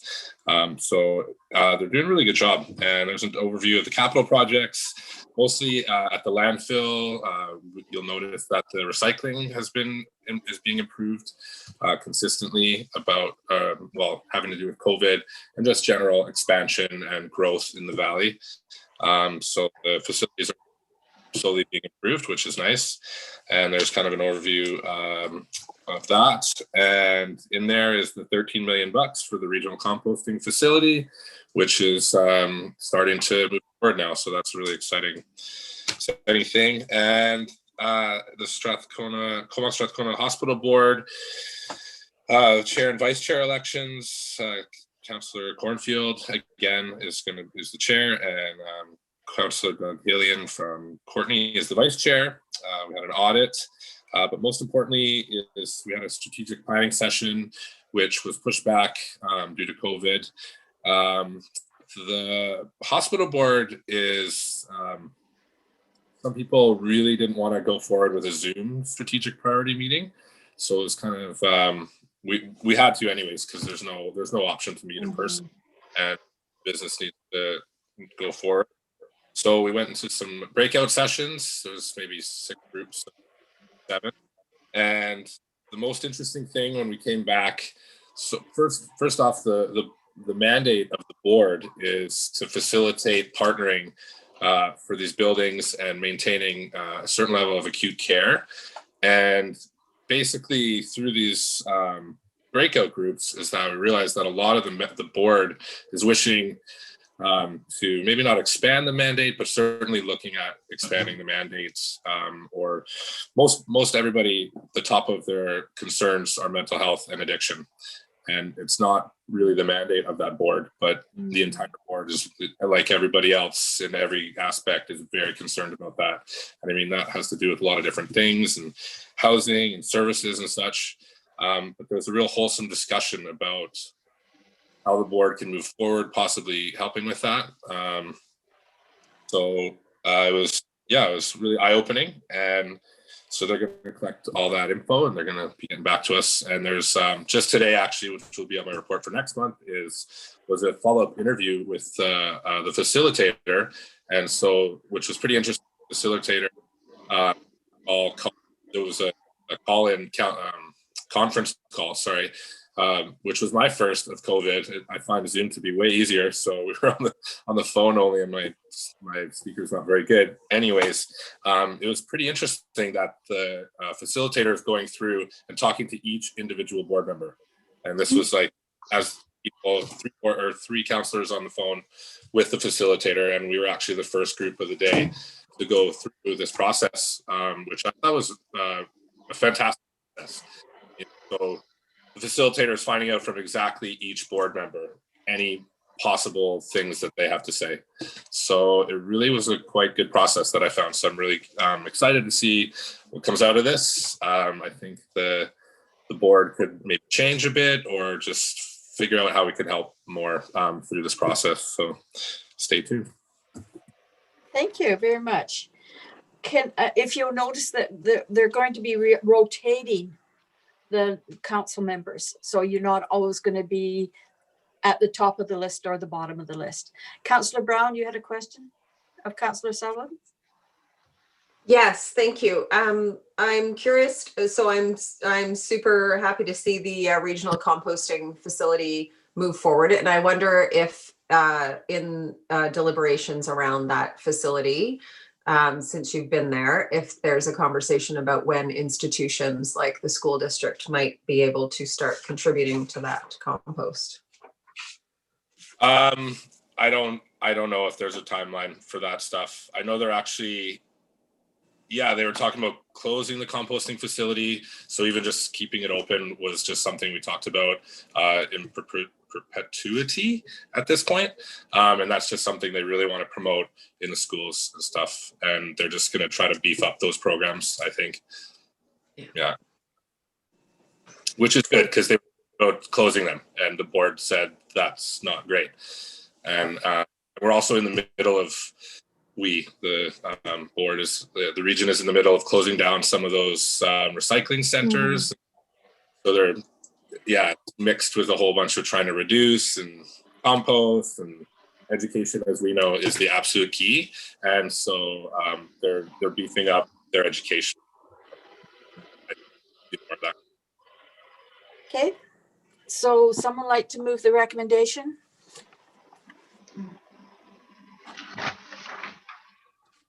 council reports be received. Um, Move receipt. Second. Seconded. All in favor? Carried. Next, recommend that council, whoops, bylaws. That's up to you guys.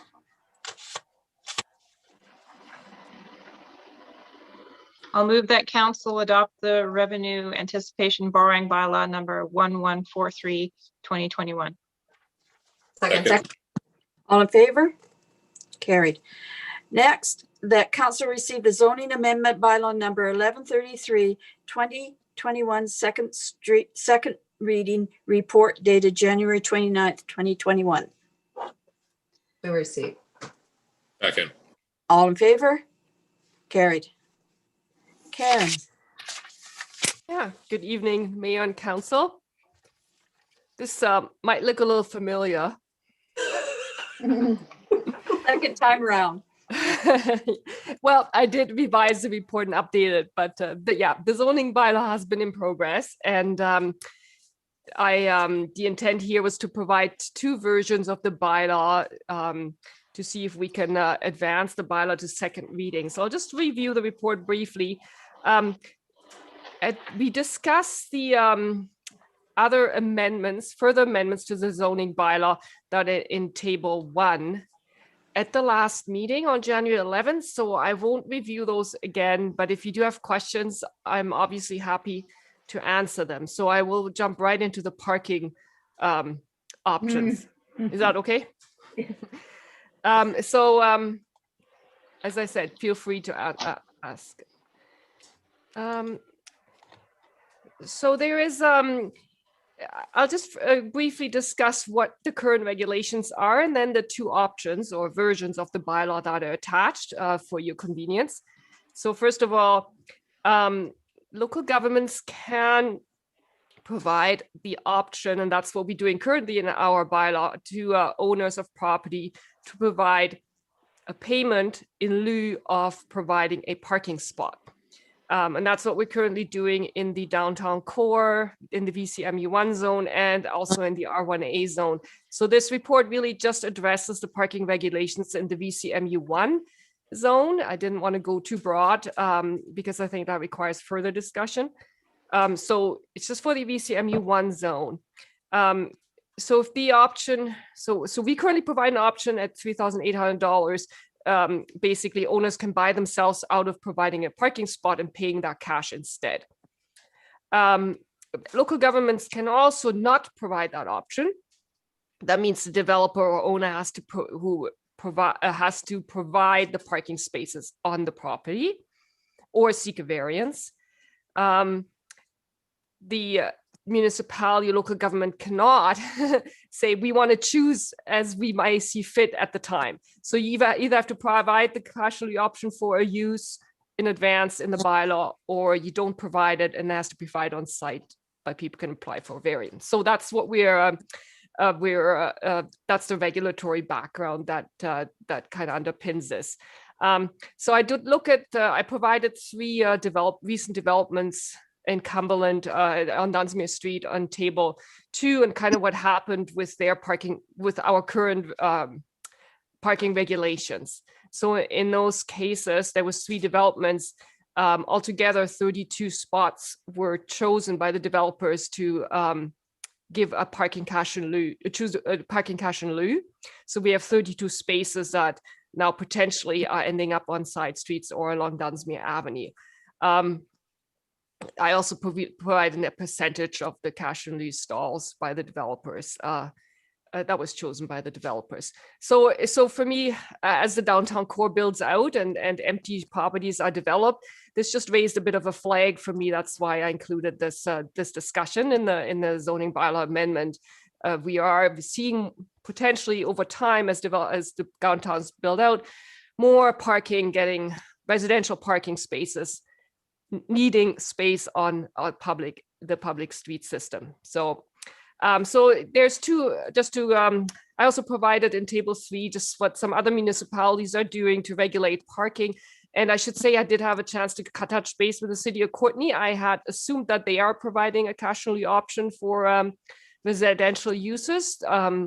their bylaw wasn't entirely clear to me, so I checked in with them, and they do not. So they also they do not provide an option for cash in lieu for residential uses in the downtown core. To review just briefly the two options. So version A of bylaw number 1133 that's attached is similar to, essentially the same as provided last time. It's provide a cash in lieu option for commercial uses in the downtown core only, and residential uses would have to be provided on the property, but also to increase that cash in lieu amount just to be more in line with what things cost to provide a parking spot. So this one, what this proposal does is it reduces the amount of residential parking spaces that would not be offered on site. It would, focus more on it would allow commercial uses though to have a parking on this use on street parking and the cash in lieu option. The discretion would be still up to council to provide a variance to parking if they wished, if a development came forward that met some of your broader goals for the downtown core, such as affordable housing or a heritage protection. You can still provide a variance for the residential parking requirement. What you could not do under this option is then to change your mind and ask for cash in lieu. As I said, that has to be identified in the bylaw. So this option really just provides a cash in lieu option for commercial uses, not for residential, and it increased the cash in lieu amount. So the version B, and then I also, table 4 also identifies, it raises all the other cash in lieu options for different types of parking stalls by the same amount. The proposal is to raise it from 3,800 to 7,500, and then all the other cash in lieu amounts are raised by the same amount, so to keep up with the difference. So then version 2 increases, the version 2 of the bylaw has slightly different regulations for parking. It simply increases the cash in lieu amount to 10,000 and adjusts all the other cash in lieu amounts accordingly as well. So under this version, basically the same regulation would continue to exist as what we have now. The developers or owners who are developing their property would have the option to pay cash in lieu either for the commercial uses, say commercial use required 2 spaces, and for the residential uses, whatever that number of residential uses might be. I did, to avoid the really extreme cases, I did add to this regulation a further a condition, which would be in the zone, that no residential units on the ground floor are permitted if parking requirements cannot be met on the property. So that deals with extreme cases and where the developer is putting a residential unit on the ground floor where really they could add some more parking spaces, and it puts additional pressure on the side streets to provide those parking spaces. So then at least they're maximizing their parking for the residential units above the commercial on site. So I didn't number that table, but I guess it's maybe table 4 under that option. It really would just have affected 2727 Dunsmuir Avenue, which had two residential units on the ground floor, which took up about 4 parking spaces, maybe even 5. I chose the more conservative number. So it would at least have that reduce that somewhat. So that's I suppose a softer version, not as drastic a change. Mind you, it does provide, it does increase the park cash in lieu amount by quite a bit, because it recognizes that the village is then responsible for trying to find a way to improve the side streets, or purchase a property or add parking somewhere else to capture those residential parking spaces. So this is, as we talked last time, this is quite a big topic, and there's actually other ways to regulate parking, but I did want to have that go through the through the committees to discuss that a little bit further, make that part of round 2 of the bylaw, a zoning bylaw update. There's always zoning bylaw updates. So I'm adding a few, just to give you an idea of what that is. I'm adding a few, I added 4 bullets there, or 4 numbers for other types of regulations we can explore with the committees and then come back to you. And that would be the next round of zoning bylaw updates. So it's not in the immediate future, but something we would start working on. So one is you can provide cash only amounts just for a certain percentage or number of stalls. You can say only 30% of the residential parking spaces are eligible for cash and lieu. The others have to be provided on the property. One can also reduce the parking requirements for affordable housing to get more of what we would like to see happening in Cumberland. Or you could also allow owners of existing buildings to change a current use and not be required to meet parking requirements if it's for an existing building or a heritage building. So those are some further items that I would like to discuss with the committees and bring back to you for more discussion. They require a little bit more research and another report. So again, version A or version B of the bylaw are provided to try and move the zoning bylaw forward at this point and get it to a public hearing. So because some of the items that are captured in the zoning amendment bylaw are from resolutions that date back over a year ago. So my hope is that one of the versions would work for you, so we can see the bylaw go to the next step. And yeah, I'm happy to answer questions. Okay, questions first. Councillor Sproul, you have your hand up. Yes. Yeah, I like the fact that you've given us 2 choices. At first, I couldn't see. I can see why they are quite different. You know, I like the what is it? The version A, and version B. Sorry, I like version B. But I do feel that the increase in the cash in lieu amount from 3,500 up to 10,000 could be prohibitive for a lot of build developers. And I'd like to see it, if we're going to put it up to 7,500, which seems to be more the average in these comparisons with other municipalities close by. I like the idea of trying for the village to be making angle parking. We have to try and make more spaces. The idea of, I mean, it could work, but the idea of buying a building lot on the main street and turning it into a car park, I'm not sure how aesthetically pleasing that will be. But anyway, I like the choices, that there's some more choices. Yeah. But the parking is limited, so we do have to do something. And also I like it that no residential units are allowed on the ground floor if parking requirements cannot be met on the property. So that kind of twists the arm of the developer to sort out their own parking. Councillor Sullivan?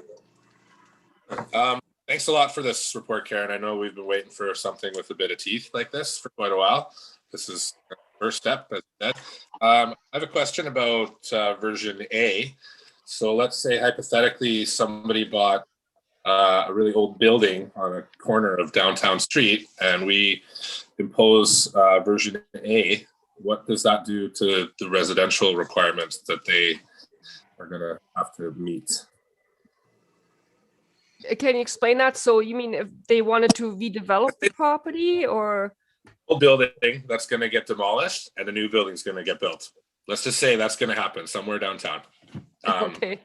If we install version A, what does that do to their residential?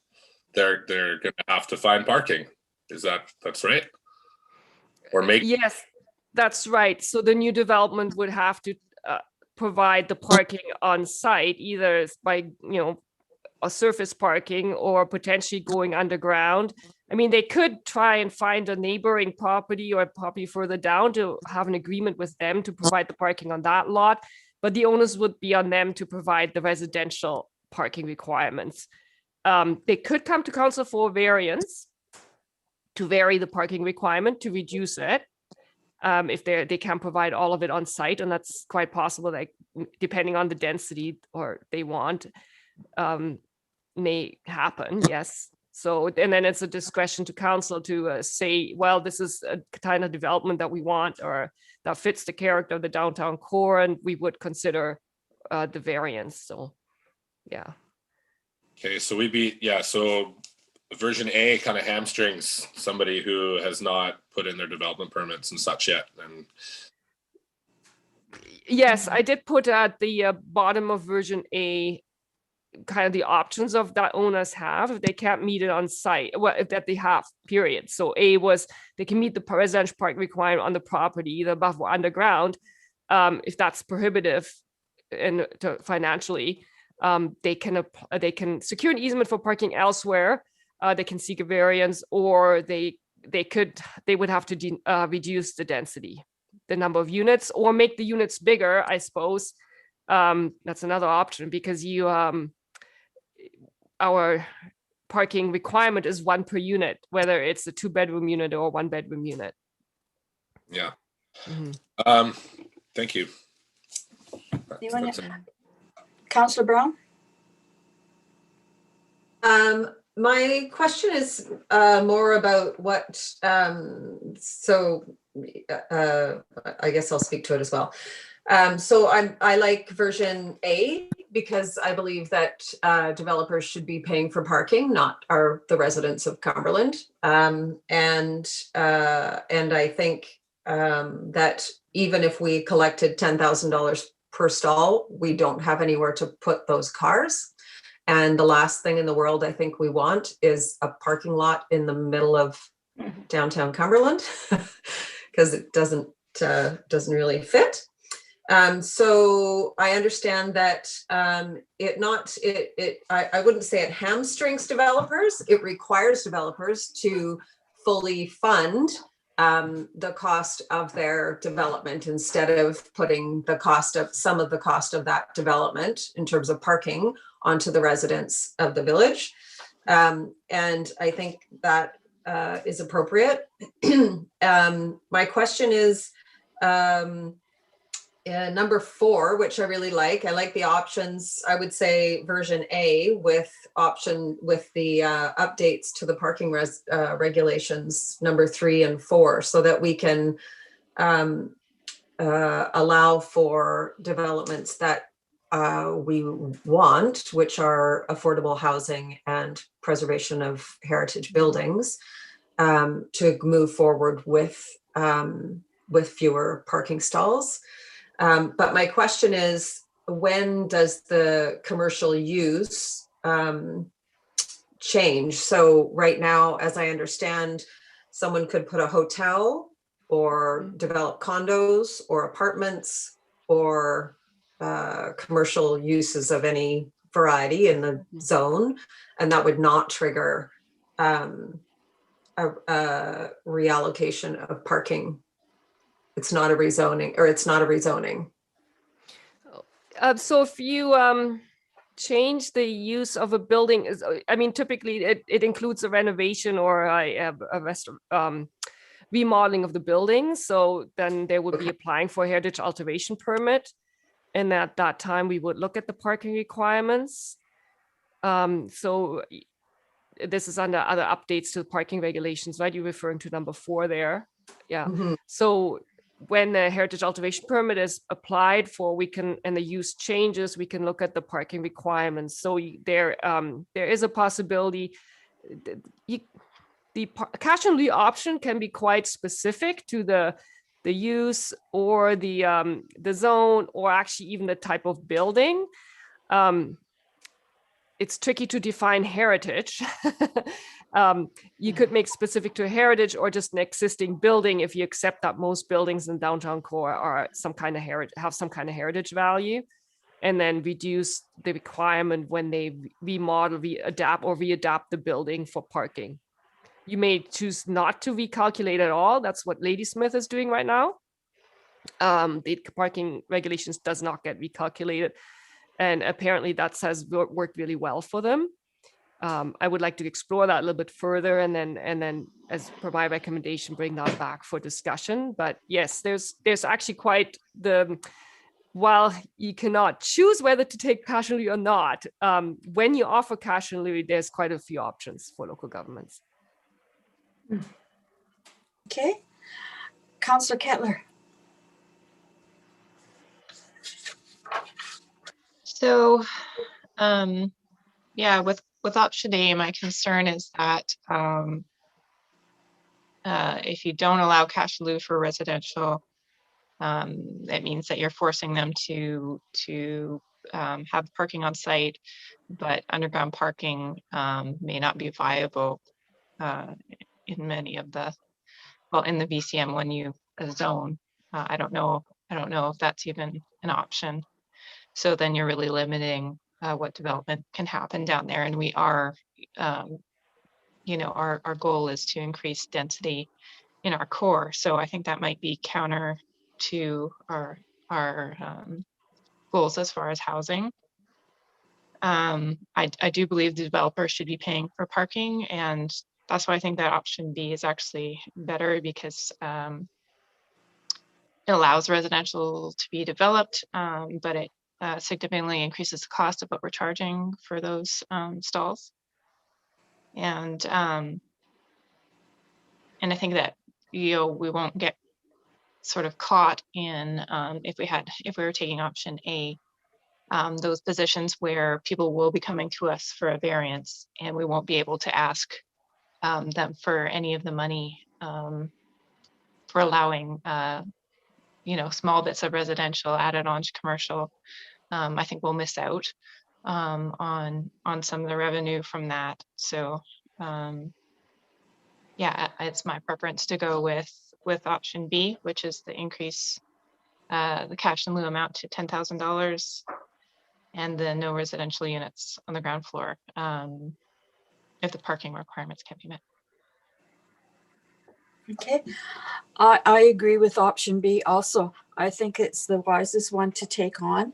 And I certainly do think that we need to make sure that residential units on the ground floor need to be met.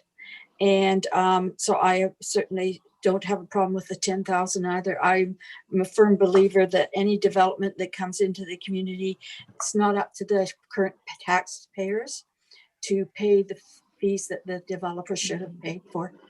And so that's why I'm going to support option B. Councillor Brown. So then my question to you then is, should development come forward with 24, say, it's a 3-story or 4-story building, which we allow in the downtown core, and that's providing, what Rideout's building, I think, is providing 23 apartments. So now you have 23 potential vehicles at minimum, because we all know that we need a vehicle because we live in a community where the services are not all here. Where are we going to put those cars for $10,000 a piece? We don't actually have a spot. So we're going to collect $10,000 a piece, and then we're still going to have all those people parking all day and all night on our main street because we don't have any place for them to go. So it doesn't matter how much we charge unless we're willing to build a parking lot, a multi-story parking lot in our downtown core to accommodate these. We already, in Karen's chart, she's already showed us that we're 35 spaces or something we've allowed. So we have 35 residents potentially moving into our downtown core with no parking spot. And we know that we're all working from home. And so those cars are going to be parked on the street all day and all night, unless they go to the store or drive into town. So I just don't see, I think if a developer wants to put a couple of suites on top of a commercial building, it's quite possible to find parking on site for 2 or 3 or even 4 vehicles. What we're talking about here is major development, multi-story, multiple unit development. And I think it's appropriate for those people to need to build underground parking. Someone has to do it at some point. We're not going to, anyway, I'll stop there. Councillor Kettler? Yeah, I think there are options, as was discussed about, you know, changing some of the streets to angled parking, making better use of the existing parking lots the village owns. But I forgot to add that I think there should be a limit to the percentage of parking that can be purchased through cash in lieu. In the report, it talks about the NIMO restricts it to no more than 10% of the required parking spaces, Ladysmith to no more than 50%. And I think that's something that we should consider as well, that that they should be required to provide as much as possible on their own lot, and only allow the cash in lieu for what's really needed. So so yeah, I would like to put out that we do put a limit on what could be purchased through cash in lieu. Anyone else want to speak? Yes, Councillor Brown? I just want to also draw our attention to table 3, where we look at 1, 2, 3, 4, 5, 6, 7 other communities on Vancouver Island, and only one of those, Parksville, allows cash in lieu for residential development. So these people have considered this same question, and they have required their developers to provide parking on site for their residents. I'm not sure why we would do something different. Well, why do we have more capacity on our streets to park all these cars? Yeah, I think we have a different, you can't really equate us to another community in some respects because the streets are so narrow. And I think that this is really important to look at the possibility. I know that if we had some angle parking on 3rd Street for some of the residents that are going to be taking on the Wayne Rideout, that they will be well used. And I think that that money gives us the ability to get those streets done properly for that parking. Because no matter what happens, there's going to be an issue everywhere concerning parking for development. So let's deal with it now. Yes, I am dealing with it. Yes, we just have a different opinion. Yeah, I don't think $10,000 is going to build us the parking we need. That's the question. Karen's laid that out. It's between $5,000 and $8,000 per spot just to do the angle parking. Right? So even if we charge 10,000, that might get us a few extra spots on the main street by converting it to angle. And maybe we can convert some of 3rd Street to angle. That might get us 2 or 3 spots. That maybe covers the existing developments that we've already allowed to go through without providing parking. So when the next developer comes and they have a heritage building that we'd like to save or whatever, they have a really great development and they want to do, I don't know, 4 stories, they're going to have to put it underground. There's there's nowhere for it to go on the street. Yes, Councillor Kettler. Well, I'll take one more and then I'm going to ask for a recommendation. Yeah, I'm just going back to limiting the amount that you can purchase through the cash in lieu. I think that would kind of be a sort of halfway, so that we are making the developer responsible for, say, the majority of parking. If we only allow, a maximum of 50% or something, then we are making the developer responsible for providing that on-site parking. But if they request a variance, we still have the cash in lieu policy that we can charge them for. If we go with option B and they request a variance, we can't charge them. So I think that's kind of like the happy medium between the two options is is asking for the increase, the $10,000, but putting a limit on how many what percentage of parking spots can be purchased through cash in lieu. Okay, does somebody, Karen, do you have something you would like to say? Then I'll ask for a motion. So if that is council's desire to do, and the corporate officer may need to provide advice on this, you would then need to amend the recommendation to read, first of all, version B, which is one of the alternatives, and then pass a motion to further amend the zoning bylaw to further amend the parking cash in lieu the parking regulations by providing a parking cash in lieu option for up to X% of residential parking requirements only. So when you look at the table on page 123, I did actually provide the percent. So you can kind of see if you said up to 30% or up to 40%, whatever you might want to do. Most of the developments would still have to have paid the cash in lieu that they did end up paying, except the one in the middle there, the 2727 Dunsmuir, which was really an extreme case, I guess. So I think 50% is what Lady Smith does. It says cash in lieu of up to 50% of residential parking requirements. Given what we've seen recently, you might want to reduce that to 40% or 30, but that's up to you. Yeah. So, but the corporate officer, please correct me if we cannot make this change now without coming back again.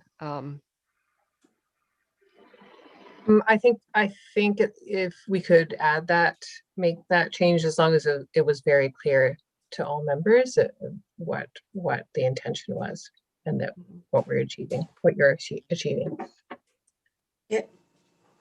So you'd amend the zoning bylaw as shown in version B, correct? Yes. And further amend bylaw 1133 to only allow payment of cash in lieu for up to 50% of required parking. Of residential, of the residential parking requirement. Pardon me, Karen? I think you would have to say of residential parking requirement. Okay. I believe we are, well, this is up to your discretion, obviously. There would still be 100% cash in lieu option for commercial. You would want it specifically for residential, I believe, but please just correct me if I'm wrong. Definitely specifically for residential. Yes. Yeah. And 50, I think if we were going to go that direction, is definitely too much. I mean, we can close that gap and just make a smaller percentage and sort of, as Councillor Kettler said, sort of meet in the middle of somewhat of the best of both worlds, kind of. Mm-hmm. I would suggest 20%. I could be in on that. Yeah, I mean, earlier when I was talking about hamstringing, just to clarify, I mean, just specifically about the people who bought the Cumberland Hotel. So if we slapped version A on them, I mean, what, like they've already purchased, you know, the building, you know, with the rules, the bylaws that are in place right now. So, you know, next week they go, hey, surprise, we just bought something we can't even actually build. And I'm not promoting that they build that. I'm just saying that yeah, that I don't know what I'm saying. Okay, Councillor Brown. So when we look at that example, that's actually quite a large lot. So the existing coverage of the lot leaves lots of space. If they went straight up 4 stories on that same footprint, there's lots of room for them to build a 4-story parking garage in the back or to go underground. Mm-hmm. That's actually too really small. And they will figure out how to get parking if we ask them to. Yeah. But only if we ask them to. Councillor Kettler, did you want to make the motion? Yeah, and I would make it to a maximum of 30% is my motion. 30%. So you're doing 1, 2, 3, and 4? Are you just going to do the 1? Yeah, I'll just move this one that we've been discussing. So version Okay. B, the increased cash in lieu amount to $10,000. No residential units on ground floor if parking requirements cannot be met on the property. And the cash in lieu for residential to a maximum of 30% of the stalls. Can I have a seconder for that motion? Seconded. Councillor Sproul. All in favor? Opposed? Councillor Brown is opposed? Yeah. Okay. So now we do the one about the public hearing.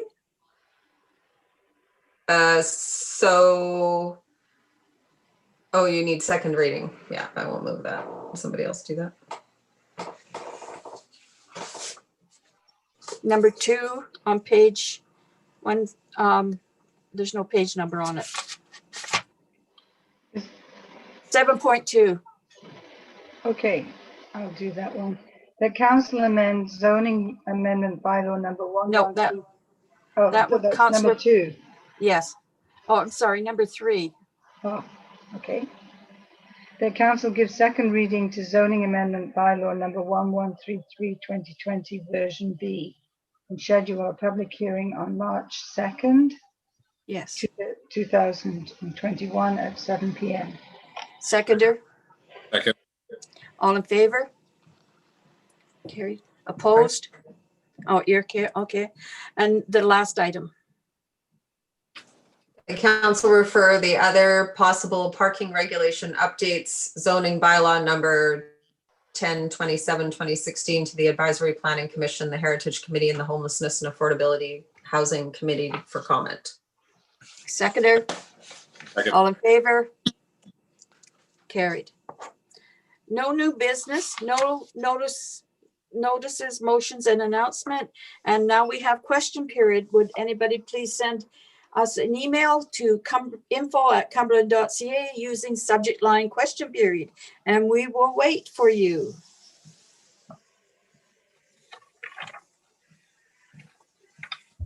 While we're waiting, may I ask March the 2nd at 7, that is a Tuesday? Is that, yeah? Oh, We don't often have meetings on a Tuesday, so must be. I had it down as the 4th of March from somewhere else, but anyway, 2nd it is.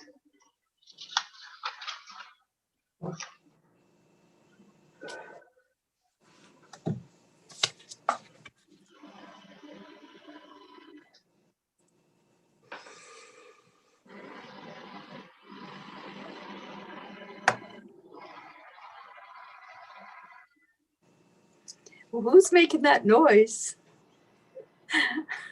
Can you guys hear noise? Oh, well, I'm hearing a noise in the background. Oh, Yeah. It's gone now.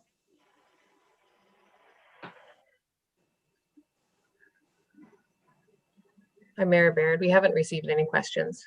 Okay. So we have a close and adjourn open meeting. So would somebody like to go through that, please? I'll move that that council close during the meeting to the public pursuant to section 90 of the community charter to consider labor relations or other employee relations, the acquisition, disposition, or expropriation of land or improvements if the council considers that disclosure could reasonably be expected to harm the interests of the municipality, and information that is prohibited or information that if it were presented in a document would be prohibited from disclosure under section 21 of the Freedom of Information and Protection of Privacy Act. Seconded. All in favor? Carried. And a motion to adjourn to closed portion. Motion Second. to adjourn. All in favor? Carried. Now you can run. Thank you very much, members of council.